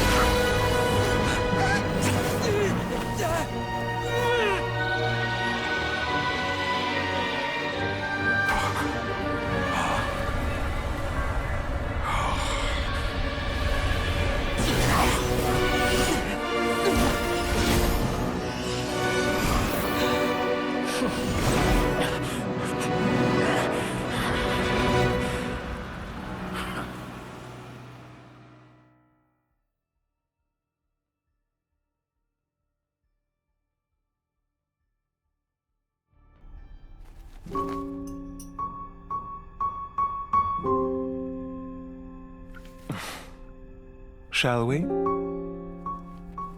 Where were we? I was suggesting that you needn't perform when signing a contract. You're only sitting here because your bank demanded an evaluation of the trustee. So you told a story about a young scholar from a merchant family in Sumeru? I told a compelling tale, didn't I? The post-expulsion story is far more captivating. The human experiments or the elixir of immortality? The part where you die. Ah, yes. My favorite part.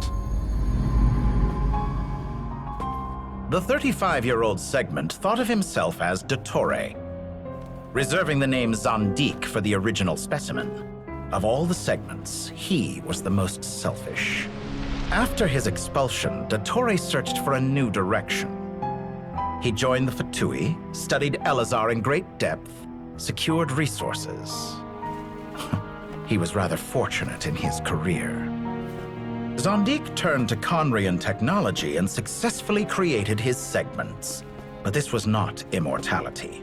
Even with backup segments, his body would still age. Still, thanks to Snezhnaya, Zandik found the ideal base for his experiments. Then a perfect partnership materialized at a crucial moment. The year that both parties realized they needed more time. Fortunately, Zandik succeeded. In a miraculous turn of events, he gained the extra time he needed.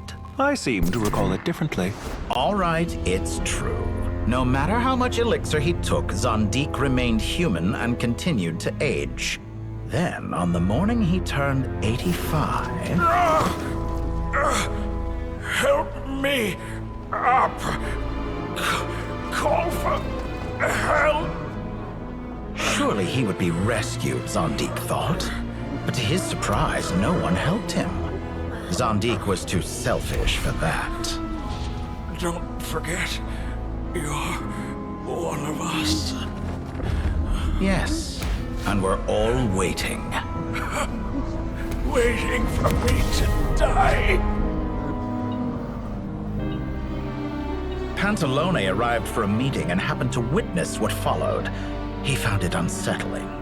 I never said that. But the Zondiques were unfazed. It was a rare opportunity for self-dissection.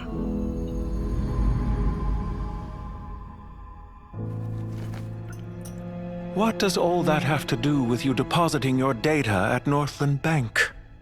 It has made me cherish my time in this world all the more. Fair enough. So you do have a sense of self-preservation.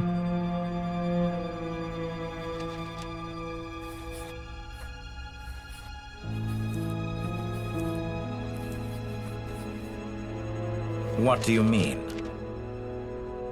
You're hardly normal, and you don't cherish life. You just don't want to admit defeat in the limited time you have.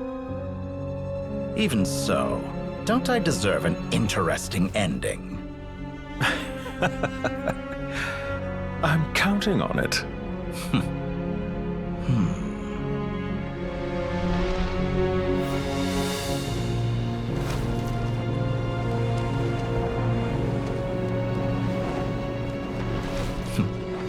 If nothing else, I expect my funeral will be a grand affair indeed.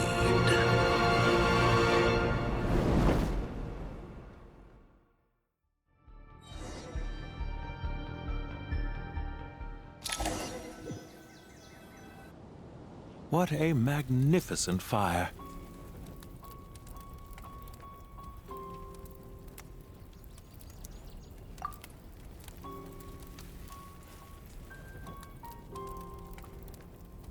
In Snezhnaya, we light fires to ward off the cold. Fire, it seems, is antithetical to ideas such as cold, frozen, and unchanging. Perhaps it has always been that way. From the beginning, fire has been used to drive away wild beasts and warm the body and mind. You could say it's a form of treatment. One that cures the human heart of mortal fear. Mortal fear. Something you haven't been acquainted with in a long time, by the sounds of it. Whereas you, I'm sure, must know the feeling quite well indeed. I remember when we first discussed the elixir of immortality. You claimed that extending your lifespan was about buying more time. But was that really the truth?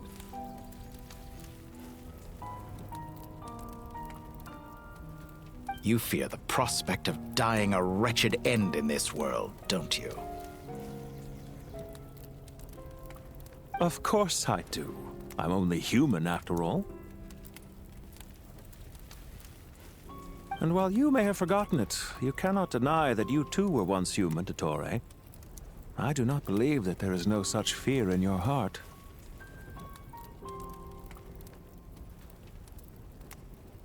Perhaps you are right. But I abandoned it long ago and devoted myself to my experiments. I have felt no fear since.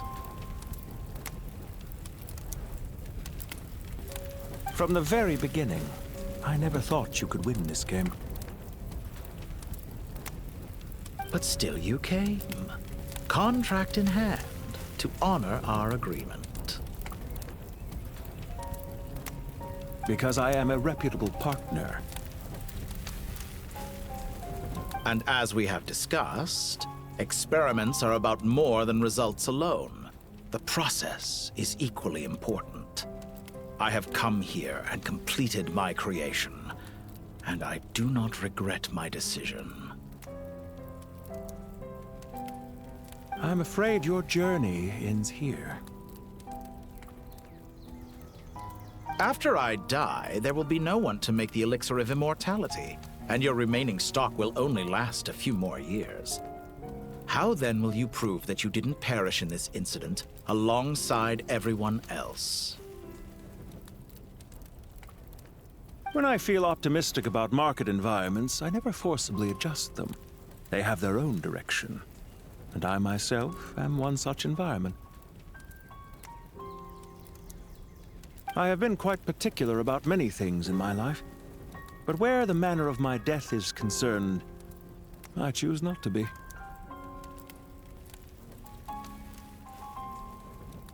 You make yourself sound so magnanimous. Oh, but I am. And I hope you will be too. It may have been a long time since anyone told you this, Dottore, but I recognize that you are a truly rare talent. Ha! I can see it. The experiment in blasphemy that I've been performing all this time. It has been a long process, and I do not care about the results as much as people might imagine. If the very goal of your experiment was to explore infinite possibilities, then there was never any reason for it to end. Indeed. Yet now, the experiment has officially drawn to a close.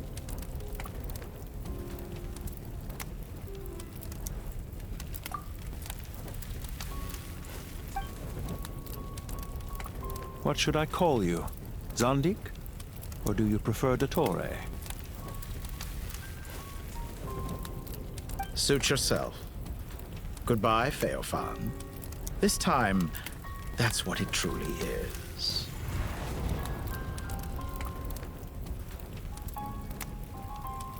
And don't I know it? Goodbye, Zandik.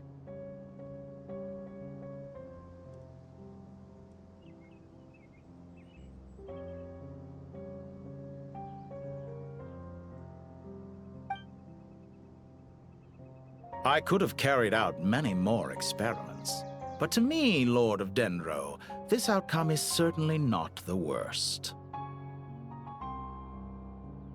I believe you. But unfortunately, this is where it all ends for you.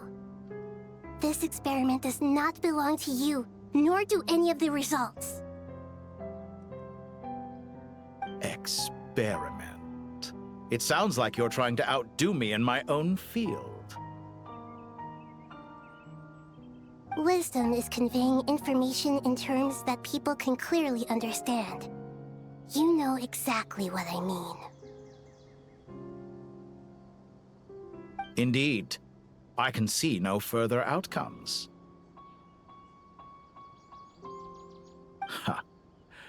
You have a formidable mind, and you are braver than I thought. Setting fire to the very thing your survival depends on. Your previous threat was empty, but this time, it is real. When necessary, wisdom can be as fierce as an inferno. Some of the flames that incinerate you come from within yourself. Perhaps you are right. You see what lies at the bottom of the human heart, and that is your wisdom. Here is where your journey comes to an end. All that is yet unknown belongs to those of us who will carry on living. It seems I have unwittingly been your arch-enemy all along. But now, it's all over. I do not deny your intelligence. But what you refer to as experiments, I would never describe in those terms. They are events that take place in the real world, and they are so much more than mere data. Goodbye. We will never meet again.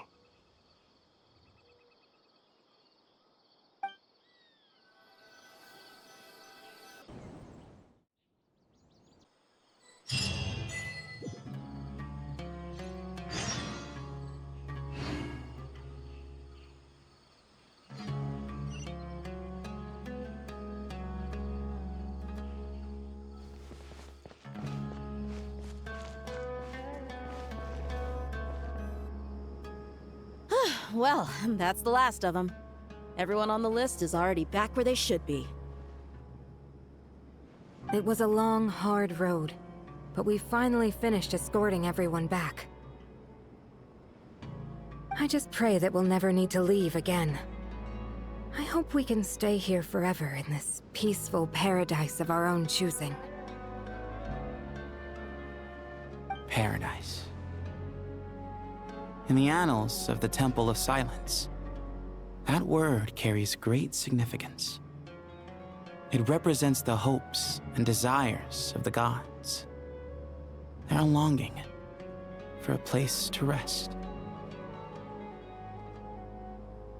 I wouldn't think gods need such a place. People always think they're the only ones who can lose their homes. They forget that gods too need a place to reside. As the Goat King once said, "A god without his people shall cease to exist." Gods need their believers every bit as much as their believers need them. Only we can truly understand how much the desert faith has faded over the centuries. But we still talk about the gods as though they're part of our lives. Given the myriad ways in which gods and humans interact, I'd say they really are. How else could Dunyarzad consider the Dendro Archon a friend? Well, that sounds about right to me. Describing them as friends sure makes us feel a whole lot closer. If you told me a few years back that I'd have this many friends, I'd have called you a liar. Belief is a choice, just like friendship. We've made our choices through battle. The right ones, wouldn't you say? I'll be heading back to the Temple of Silence. I heard the Goat King and the Ibis King decided to pay us a visit. How about you? It's back to Aru Village for us. Still plenty of supplies to distribute and people to help. Until next time, old friend. As long as you can find the time, you're always welcome to visit us in Aru Village. Right back at you. Make sure to drop by the Temple of Silence the next time you're free. Word is that two of the other 7 pillars, Chesapank and Bennu, might also be dropping by. Since you're wearing the symbols of their power, it'd only be fitting if you came to see them for yourselves. Dropping by? That makes it sound like they're visiting a neighbor's home. Well, the temple was founded by Hermanubis, so I guess to them, that's exactly what it is. Guess that's true. All right. We'll make sure to find time to stop by. Stay safe on your journey home. I will.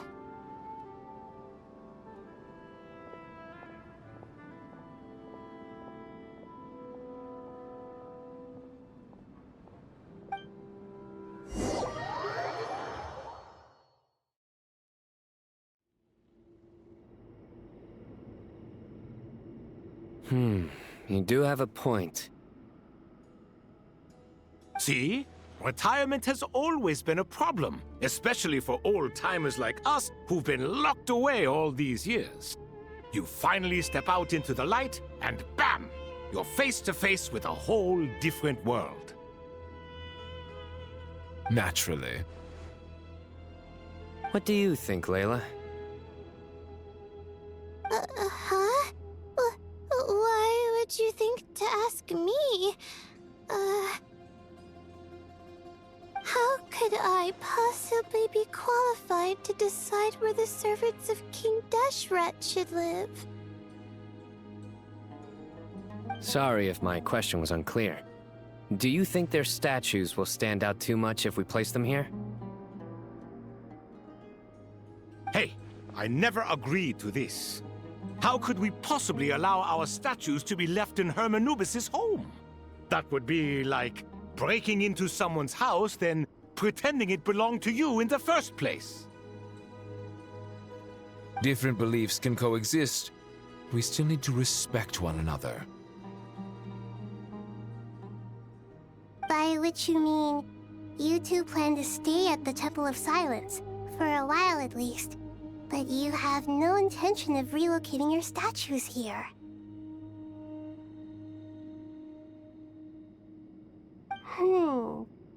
So, you see this as sort of a family visit? Is that correct? Family. Huh. You could say that. In a sense, Hermanubis would view this as his home. Just look at this place. Magnificent, is it not? The sad truth is, in the past, all three of us invested so much into misguided ventures. We failed to build what we should have, and wasted so much time instead. And what do you mean by that?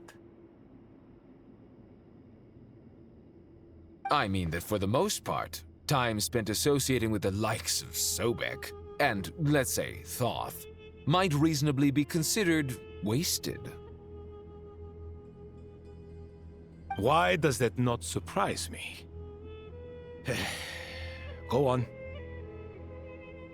Anyway, given how much time we'll all be spending together, I'd say that the bonds we built will end up proving to have been a sound investment.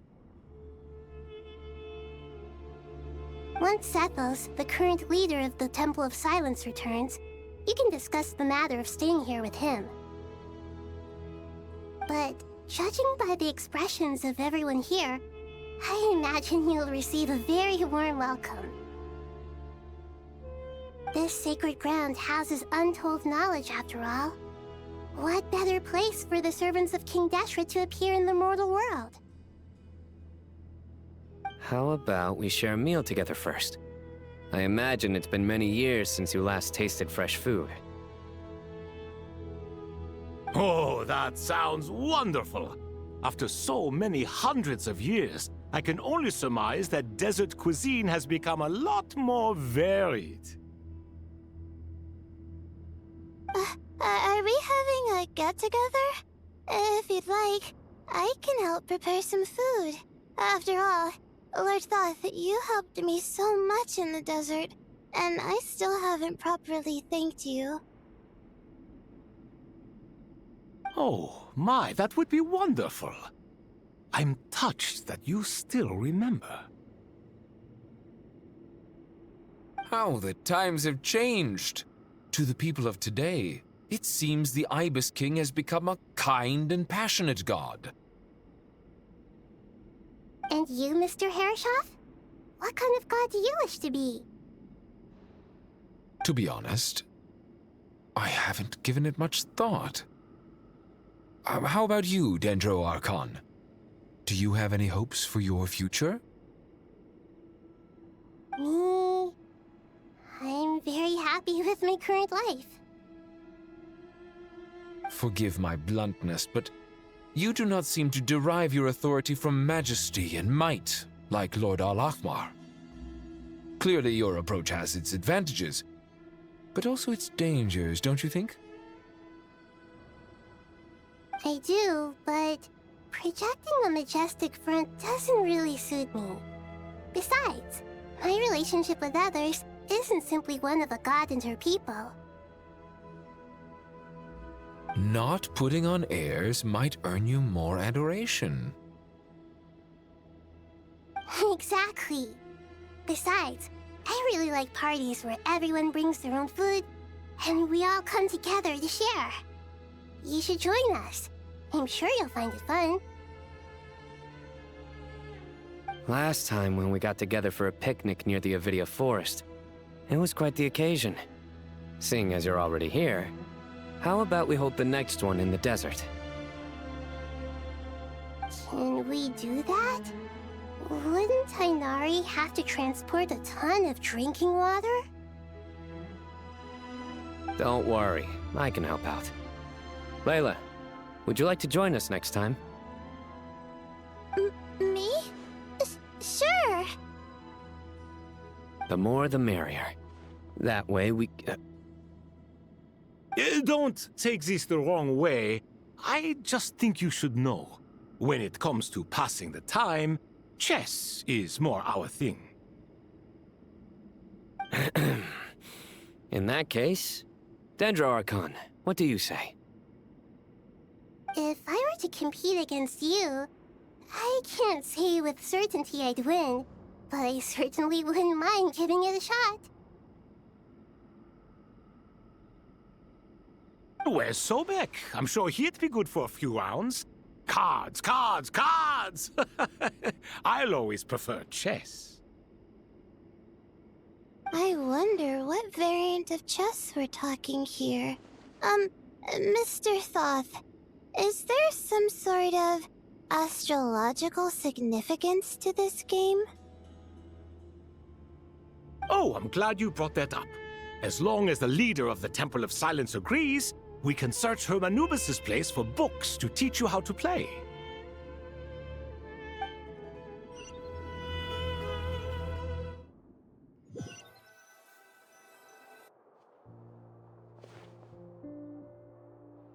Such devastation visited on Sumeru City. So many houses destroyed or damaged in the fighting. Who could have foreseen this?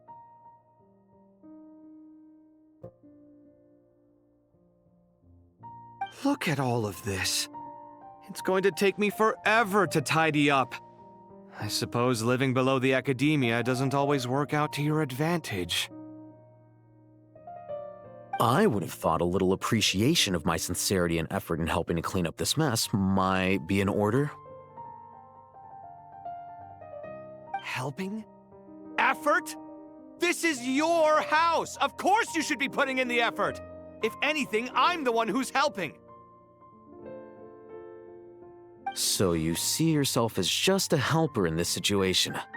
I must admit, I'm rather shocked. If you're trying to say that since I live here too, I have an obligation to tidy up, fine. I suppose I do. Wait a second, stop changing the subject! Nevertheless... In the wake of a great storm, a missing roof is a predictable inconvenience. Can you stop making it seem like I care more about this house than you do? Doesn't it upset you at all to see your home in this state? I won't pretend it's ideal, but that's no reason to be upset. This is the roof over your head, your shelter from the cold. The furniture is scattered, the paintings have fallen off the walls, the windows are shattered. Don't you feel even a little disheartened? The way I see it, these problems are easily solved. Ugh, this is precisely why I hate talking to you about sentimental things. It's like banging my head against a wall. You simply don't understand just how much work goes into making a proper home. It sounds like this is causing you a lot of anguish. You mean the house or the paintings? I mean your sentimentality. Oh, well, yes. But I'd rather not dwell on such things right now. Generally speaking, when anguish becomes the norm, people usually make an attempt to improve their situation.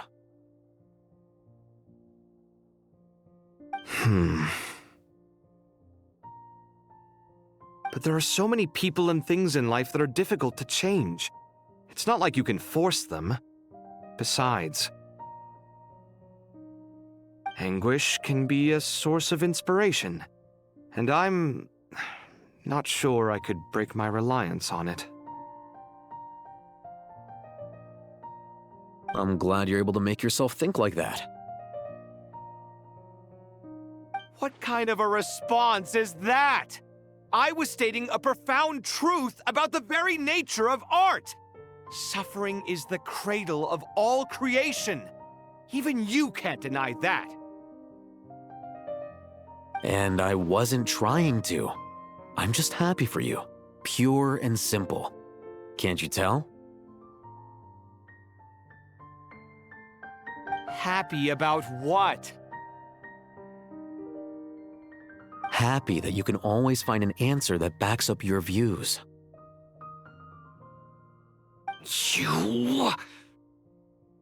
More often than not, life is a process of running into problems and then searching for answers. Yours more than most. Not everyone's so good at justifying things to themselves. It's something that you've been steadily mastering. Huh. What about you, then? What skills have you been mastering lately? Pass me that box. Huh? Okay. You may consider this my progress on the path to mastery. What? Wait a second. Isn't that box mine? Hey, it is! It must have fallen off that shelf. I'll hate them. Those are my paints and inks. Would you like me to put it in your bedroom for you? Huh? I mean, sure, if you don't mind. What kind of progress is this? Does he think he can bribe me? Not that giving me back my own things is much of a bribe. These books on the floor, they're a complete mess. And this one, didn't he say it was an out-of-print collectible?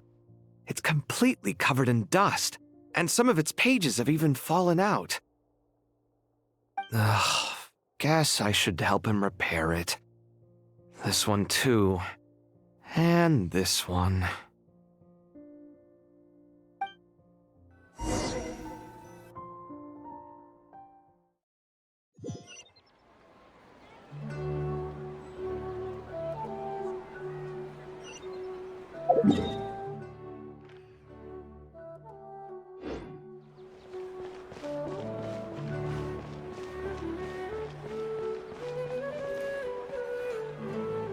Local subterbeasts, imported goods, such a bright future ahead. I can picture the Mora just rolling in.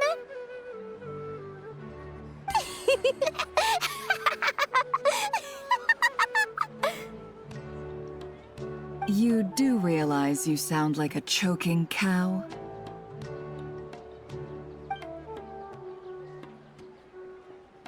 It's called being imposing. Can't you feel it? Are you not intimidated? Oh, I'm positively shaking in my sandals. What commands do you have for me, oh mighty Lord Sangamabe? You've got a lot of nerve, Nefer. You went and told Candace and the others everything, didn't you? Seriously, do you have any idea how differently they see me now? Surely that's a good thing. I presume they're more disposed to actually like you now, maybe even view you as a friend. You traded my secret for sympathy! Thanks to you, I've lost every last shred of my mercantile majesty. How am I supposed to make anyone think I'm a big, scary investor now?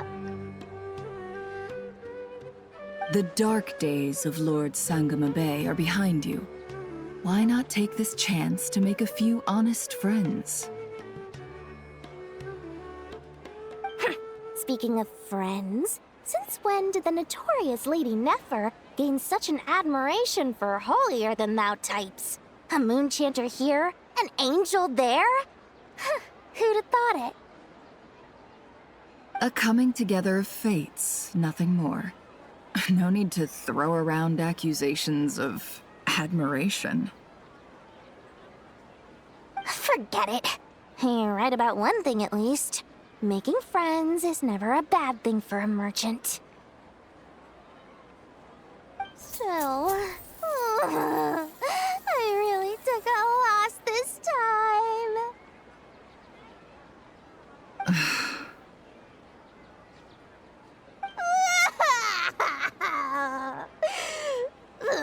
What are you looking at? I'm trying to see if you're really crying or if those are just crocodile tears. A little birdie told me that when Lord Sangamabe makes money, the tears flow from the center of her eyes. But when she loses it, they flow from the corners. Which is it this time? Ugh, you are so annoying. I'm not talking to you anymore. Nefer! Thank goodness you're here. I've been looking everywhere for you. Huh?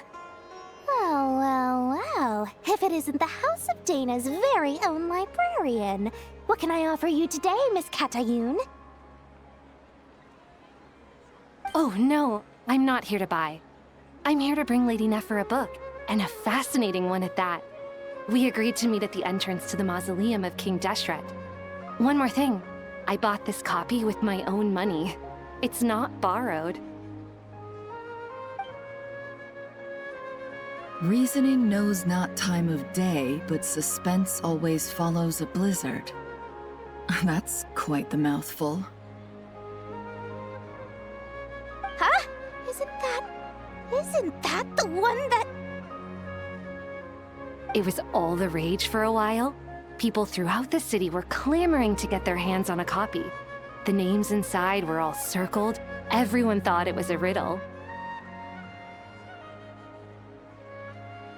Don't bring up that book in my presence.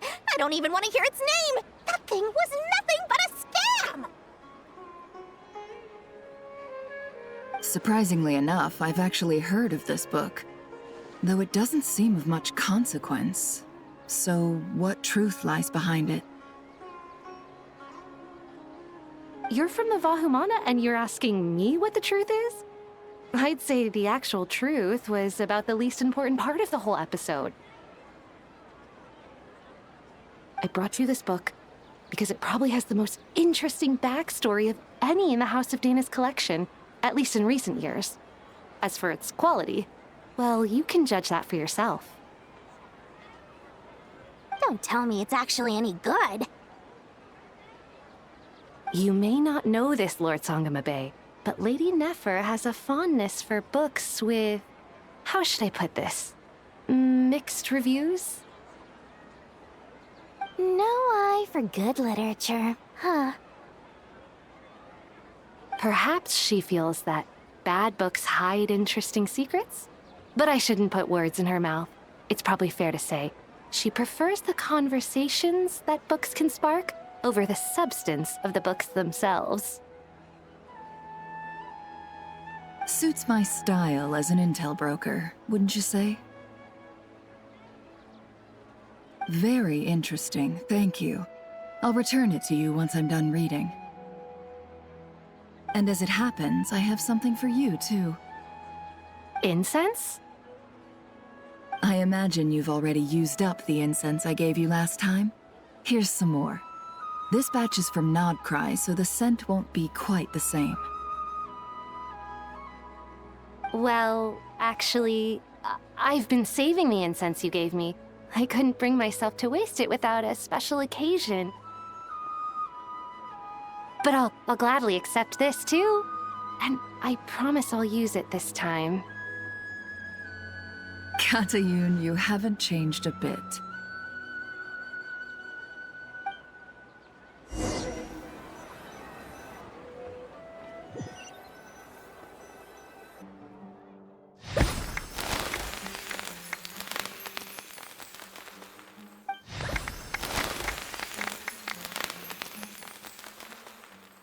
Congratulations, Kale. Well done, Kale. After studying for so long, you've finally become a full-fledged ranger. Sure hasn't been easy for you, huh? This really is fantastic news. All grown up. No longer a trainee, but an official forest ranger. Oh, the next step is to secure tenure in the academia. Thanks, everyone. It's true. I'm an official forest ranger now. Master Tainari, thank you for your guidance and support. I wish Mr. Sino were here so I could thank him too. Sino had a matter to attend to at the Temple of Silence. I don't imagine he'll be back for some time. But don't worry, we can celebrate together once he's finished. I'm afraid the party will have to wait. Kale still has some matters to attend to first. Kale? Is everything all right? No, it's not what you think. There's nothing wrong with my health. I just have a few things I need to deal with. I've made plans with the Traveler and Paimon to visit Mondstadt.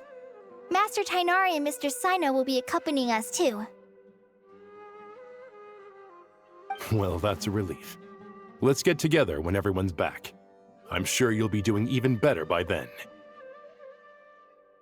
Of course. I have a feeling you're right.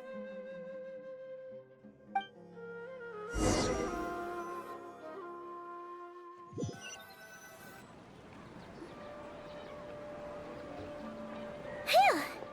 After all that catching up on sleep and food, Paimon's feeling full of vim and vigor again. For someone who spends so much time resting, your recovery routine is surprisingly simple. Hey! Paimon's been working her butt off too, you know. She flew all over the city helping everyone out. Don't worry, I saw how hard you worked. Alright, we all know you're the most hardworking person in Teyvat. As long as you're rested and full, that's what really matters. Paimon's been looking around the place, and it seems like the city's already on the mend. But Paimon's been wondering how Nahida's doing. We should check in on her.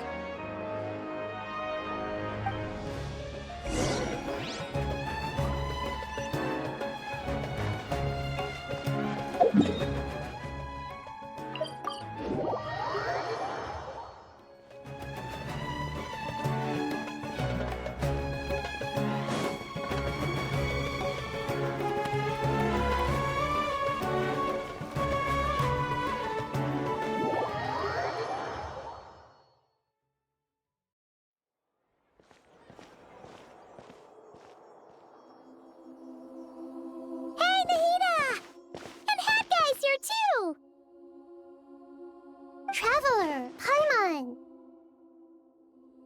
What's going on here? Nothing much. Nahida was just expressing concern for my physical and mental well-being.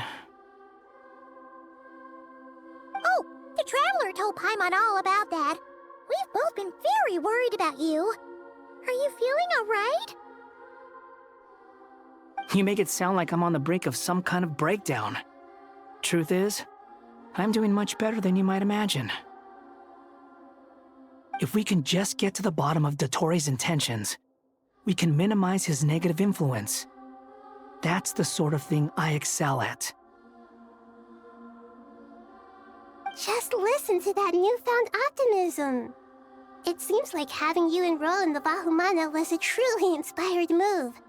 I can really see the positive influence. Observe, a classic Sumeru specialty. Chalking everything up to education and learning. To be honest, even I can sense the change in you. Everything Dottore said to you was a way to manipulate your mind. Fortunately, you're no longer under his sway. Can someone as old as me really continue to grow? If it helps, just think of yourself as a late bloomer. It's all a matter of phrasing, and it comes down to what standards you measure yourself by. For a puppet, developing at such an age is perfectly normal. But if you choose to call yourself a late bloomer, it sounds more like you consider yourself human. However you see yourself, well done. All right, I see what you mean. Anyway, what's your next step? What else can I do but complete my current courses? Everything else can wait. Anyway, that's enough chit-chat. There are still things in the city I need to help out with. I'll be heading there now.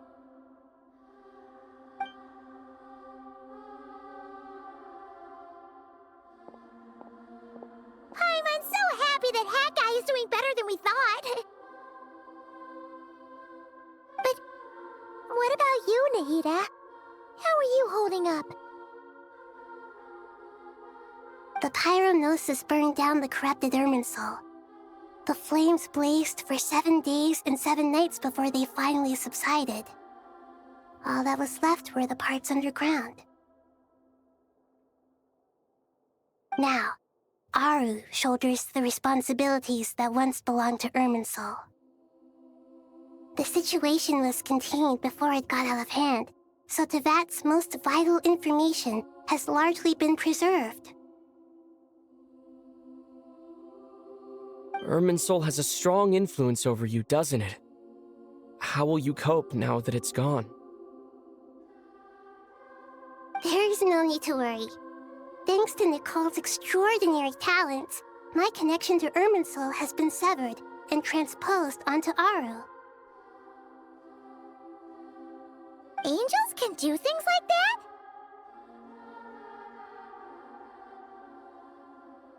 They can. Such abilities are precisely what makes them so powerful. The goddess of flowers, Nabu Malikata, once claimed that she too could perform feats beyond the reach of mere mortals. In my eyes, much of what she went on to achieve reached such transcendent levels. Her and Nicole really are both fascinating and magnificent. So, does that mean your situation is stable now? Correct. Just imagine that Aru has become the new Irminsul, and the essence of my existence has been bound to it. The wisdom of Sumeru has ultimately converged into a single, unified entity. Should we ascribe this all to fate, or is it merely fortune? Whatever it is, the important thing is that you're okay, Nahida. Dendro Archon, Lesser Lord Kusanali. Oh, thank goodness you're here. Greetings, Traveler and Paimon. Sir Nevis, do you have something urgent to say? Yes, there's something I need to report. We've received a message from Snezhnaya.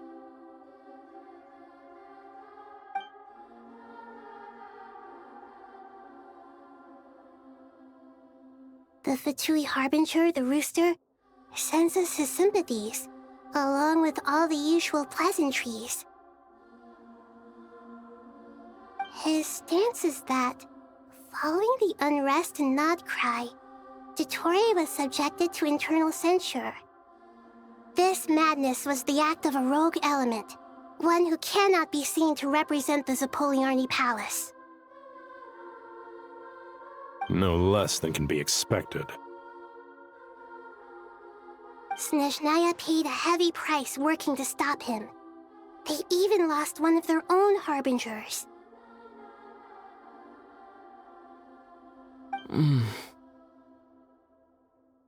The letter goes on to say that even so, Snezhnaya cannot claim to be blameless. Apparently, they will deal with Dottore's subordinates in accordance with Snezhnayan law, holding all those involved in his crimes accountable.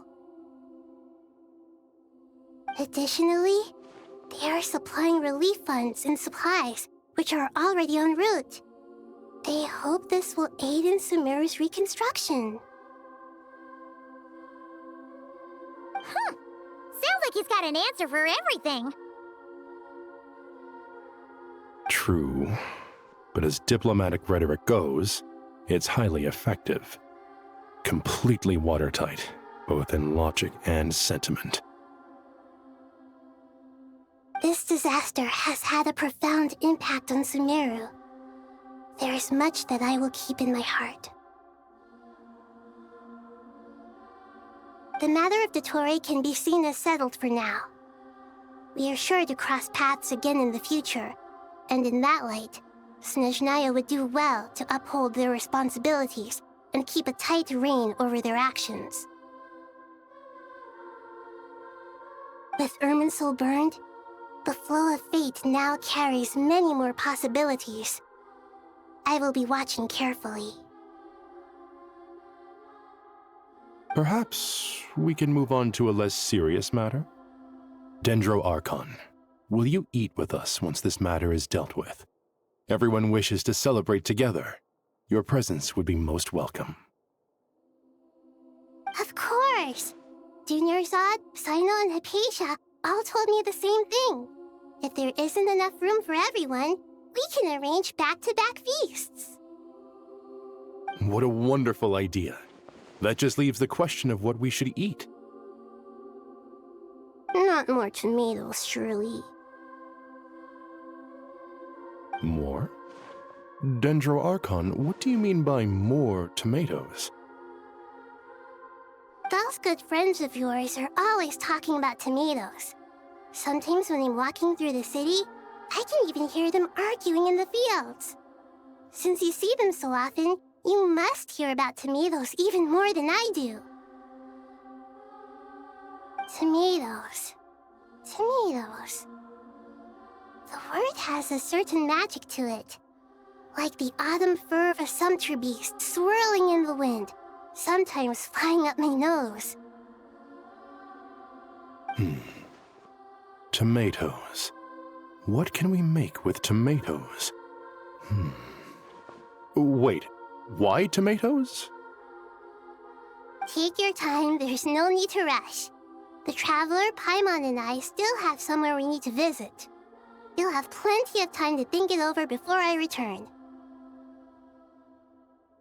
Does this mean you're going to Natlan? Meet them there in person. It will require a long journey. I know. But this is necessary. I must go myself. Traveler, Paimon, we'll set off as soon as you're ready. Is that all right? Sure. We'll be ready whenever you are. You'll hear no objections from Paimon. We should grab some snacks along the way, though. It'll be just like going on a long holiday. Wonderful. I'm looking forward to this so much.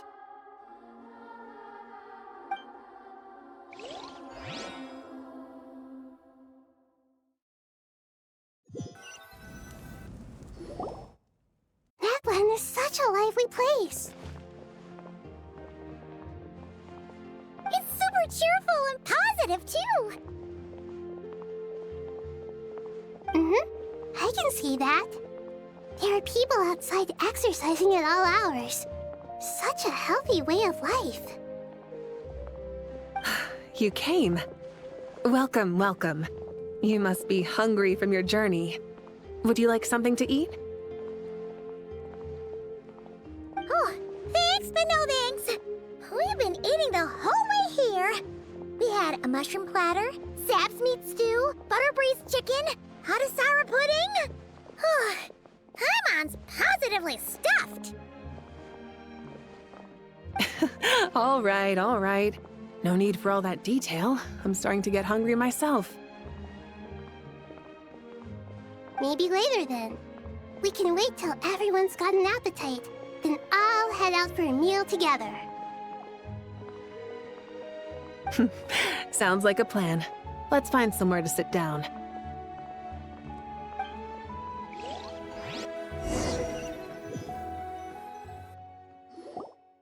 I should tell you, I already have some sense of why you've come. Why's that, Malika?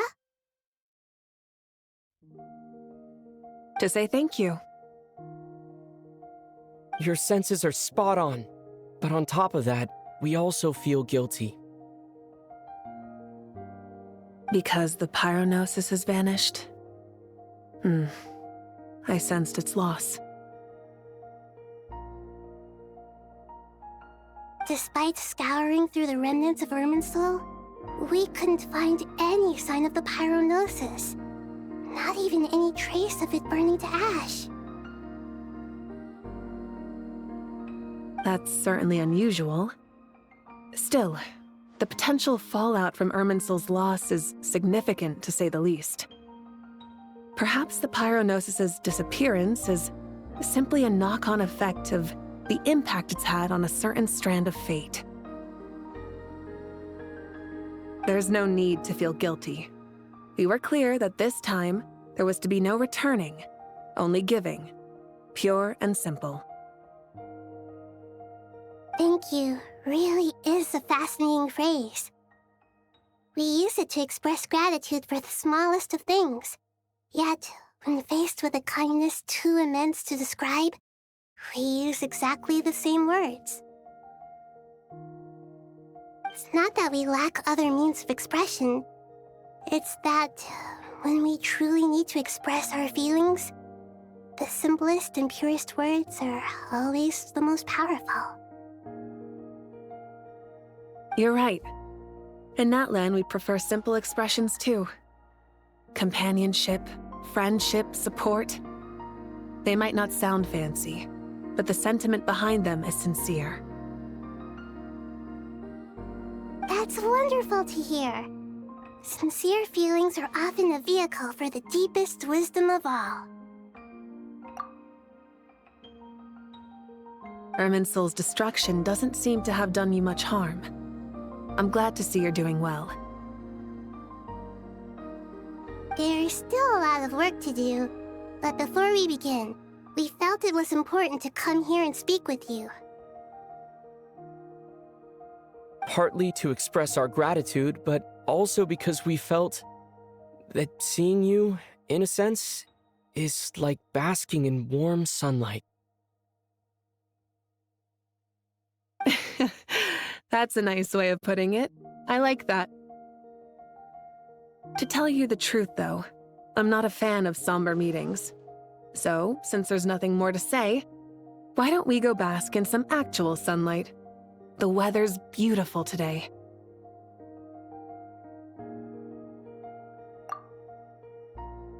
What a great idea!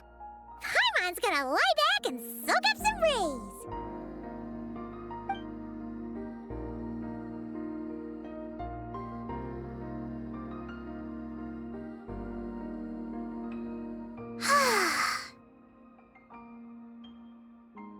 In that case, I think I'll lie down for a bit too before we head to our next stop. And where might that be? Mondstadt. Paimon and I are gonna head back there with Kale and the gang. Long ago, I sensed that the god remains inside Kale had come from the goddess of flowers, but I kept it a secret. Those remains weren't hurting Kale, not as she is now. They simply exist. Besides, I could sense a deep yearning within her. A yearning for an ordinary life. A yearning to hold on to the hard-won happiness she now enjoys. With someone like her, I have a responsibility to keep her secret. She should be ready to face the truth by now. Whenever people meet, there is always the potential to create warmth and kindness. Every child grows up, but even as adults, they are still children in the eyes of certain people. Oh, just like how Paimon sometimes sees Nahida as a little kid. Is that so? Well, anyone who's friends with a kid is probably a kid themselves.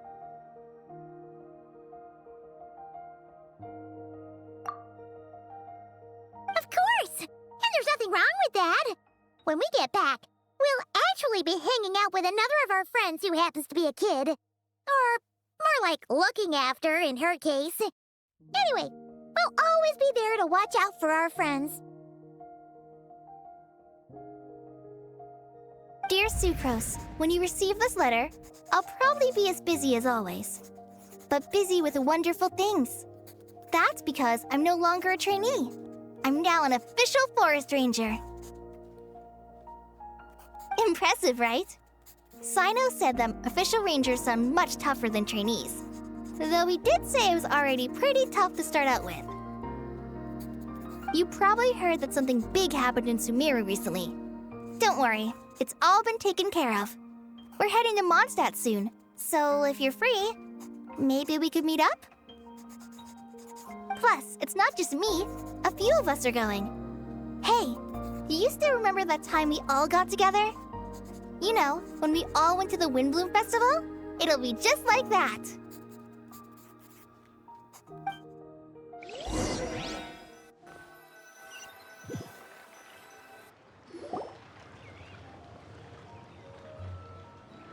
Dainari, is that... Don't you say it! Is that the great Vayuvyastra? Behold, the great Vayuvyastra, General Mahamatra.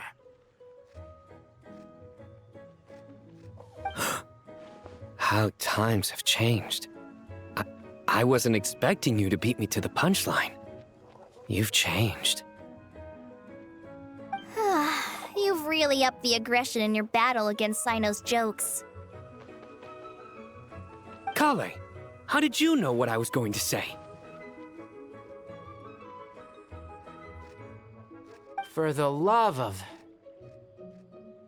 Hey!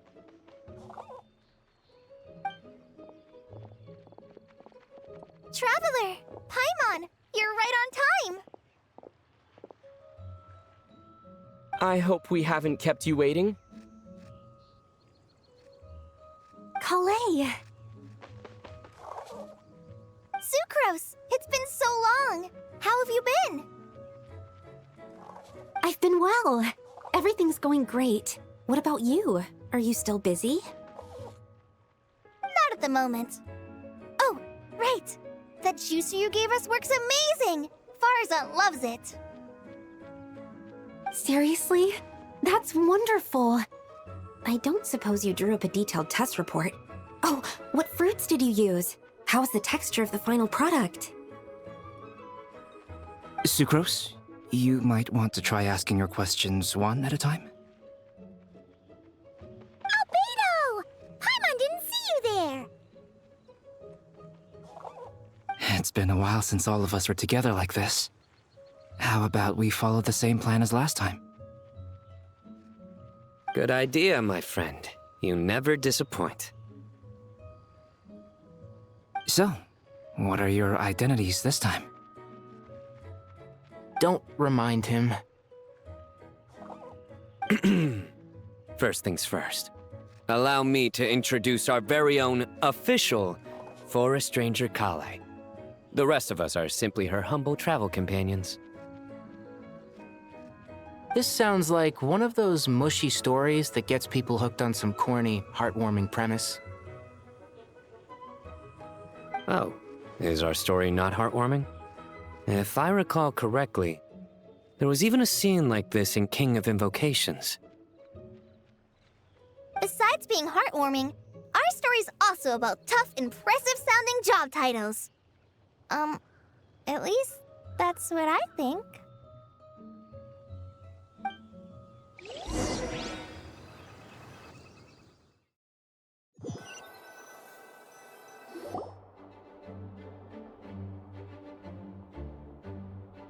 Oh, you're here already?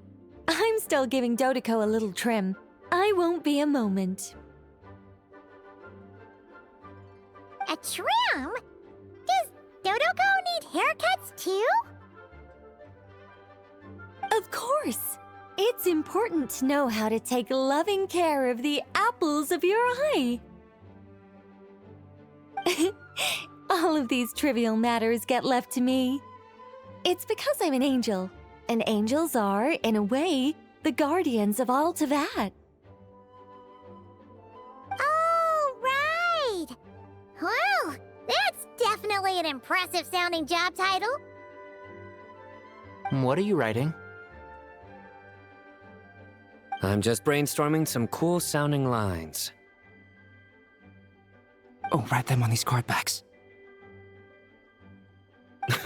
Of course.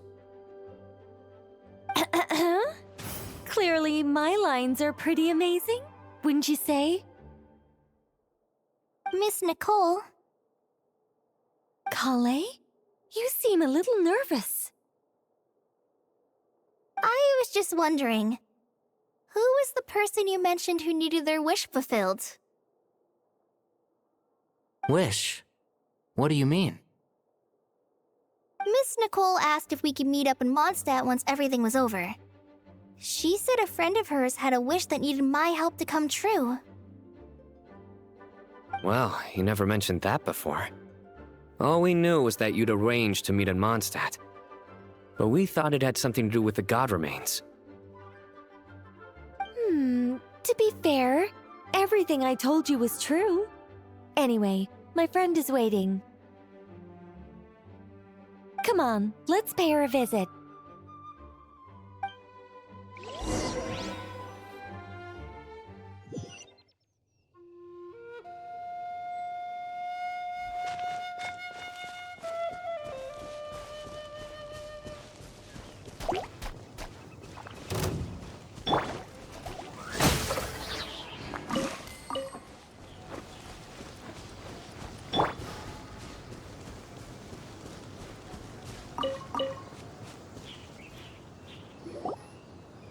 Huh? You're... Surprised? I bet you weren't expecting to meet a woman like me beneath this beautiful tree in a faraway land. An oasis will spring from the place where a djinn resides. That saying falls somewhat flat here in Mondstadt, given that everywhere is already so lush and green. Lilupar, what are you doing here? I made friends with Miss Nicole. I asked her to bring me here and then invite Kale to come. The prologue to this story is that I have a wish. It has stirred within my heart for centuries. Millennia, even. Originally, it was merely Al-Akhmar's lie, but now it has become reality. Could this be... related to the goddess of flowers? My dear young lady, my mistress left her final trace in this world upon you. I can't tell you how glad I am to see you here. And now I have seen you, and peered into your heart. You have experienced hardships and suffered setbacks. The torment an ordinary person might expect to face has befallen you threefold. This is the source of your resilience. But, beneath all this, I've witnessed the seeds of desire. You yearn to return to the simple life you once knew, do you not? I do. I want to throw away everything that isn't mine.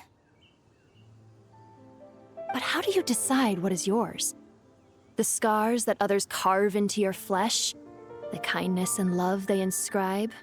Are these things not yours as well? They are. This is something I've talked about with Miss Nicole. Miss Nicole said I should learn how to adjust my standards. I just want to live as an ordinary human. Anything beyond that isn't mine. Don't you want anything from the remains of the goddess of flowers? She gave me a revelation once. I think that's already more than enough. In the past, you would not have possessed such a rich heart. Your brief life has taught you to hold on to everything good, to home in on kindness.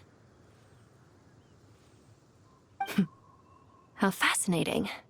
You're nothing like Nabu Malikata, and you're certainly not her. Of course not.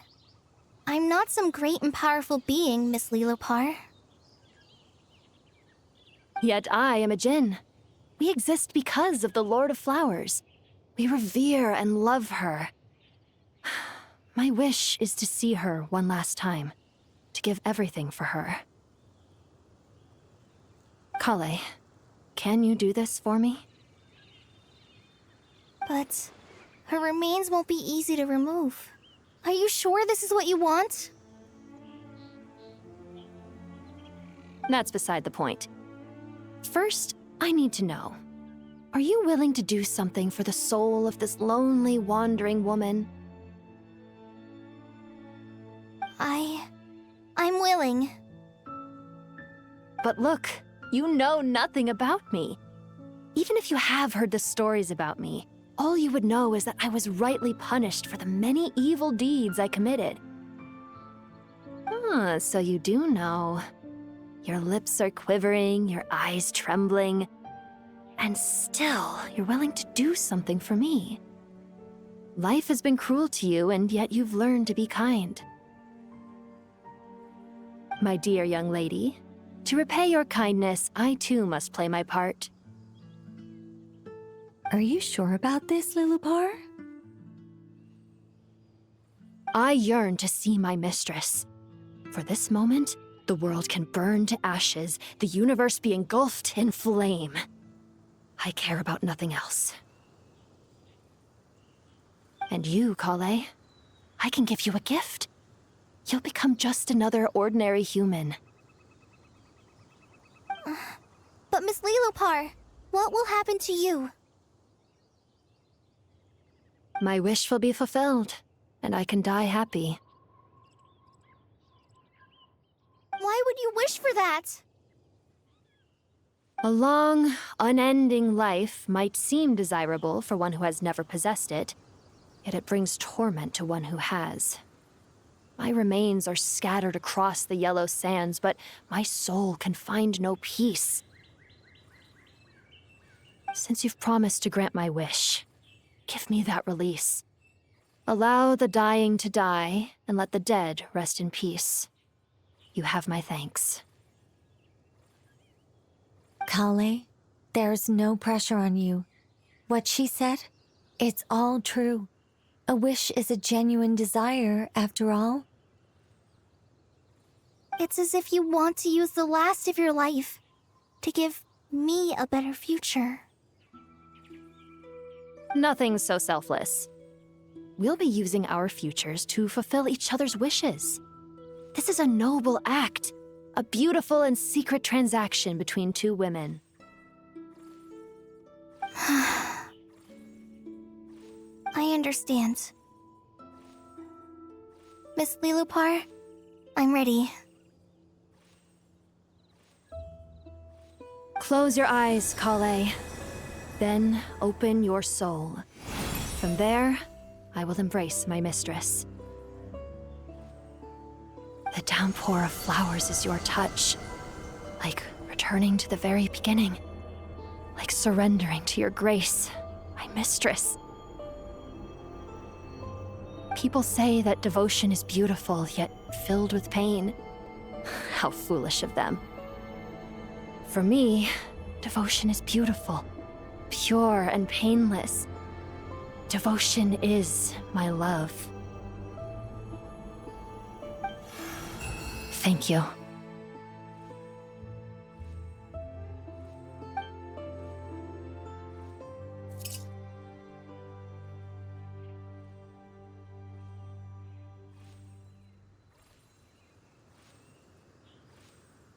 Lilupar! She disappeared? She left, carrying the blessing of flowers. Kale, are you all right?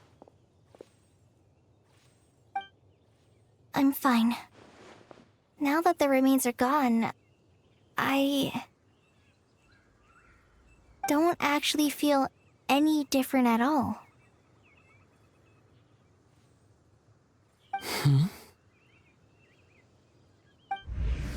Those remains weren't hurting Kale. Not as she is now. They simply exist. Besides, I could sense a deep yearning within her. Kale must have already received what she was yearning for. I'm doing fine. I feel relaxed. There's really no need to worry. Then my wish has come true, too. To become ordinary? That's just one of my wishes. Actually, I have a few more. For instance, I want to protect the people I meet and help them find happiness. That sort of thing. So between Miss Lilopar and me, you fulfilled 2 wishes already, and protected 2 people. Wonderful, isn't it? I feel so fantastically happy. I guess that settles things here. So what's next? What do you want to do when we get back to town?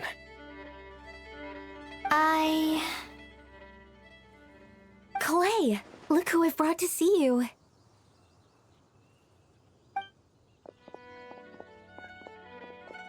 Hey, Kale!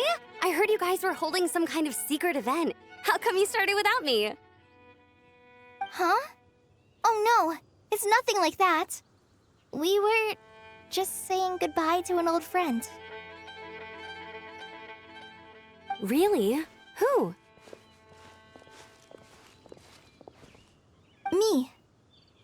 The old me. So that's what this is all about. Did you come all the way to Mondstadt for that? Because we knew the old you so we could witness the change? Exactly. The old me is gone. I puffed her into the air, and she became a fluffy pink cloud, floating into the sky, before disappearing forever. Do you think, maybe up in the sky, she has friends waiting for her with test tubes, flasks, and bows? Oh, when you put it like that, it doesn't sound so bad after all. What do you think, Miss Nicole? I think maybe that's right. At least, if it were up to me, I'd consider that a happy ending. Dear Sucrose, even though my childhood ended long ago, these past few days have really felt like growing up again. I've become stronger, and I feel like I can finally accomplish things by myself. Surely someone as mysterious as you will find a friend like this fascinating. Always growing, always thriving like a plant. I came to say goodbye to my old self. I know that after this, she'll be gone. Thinking about it makes me feel a little lonely. I know the weakness that kept me company will one day leave me too. But somewhere in my heart, I feel a great sense of joy. It feels like I've always wanted to take this step, to walk towards the new me.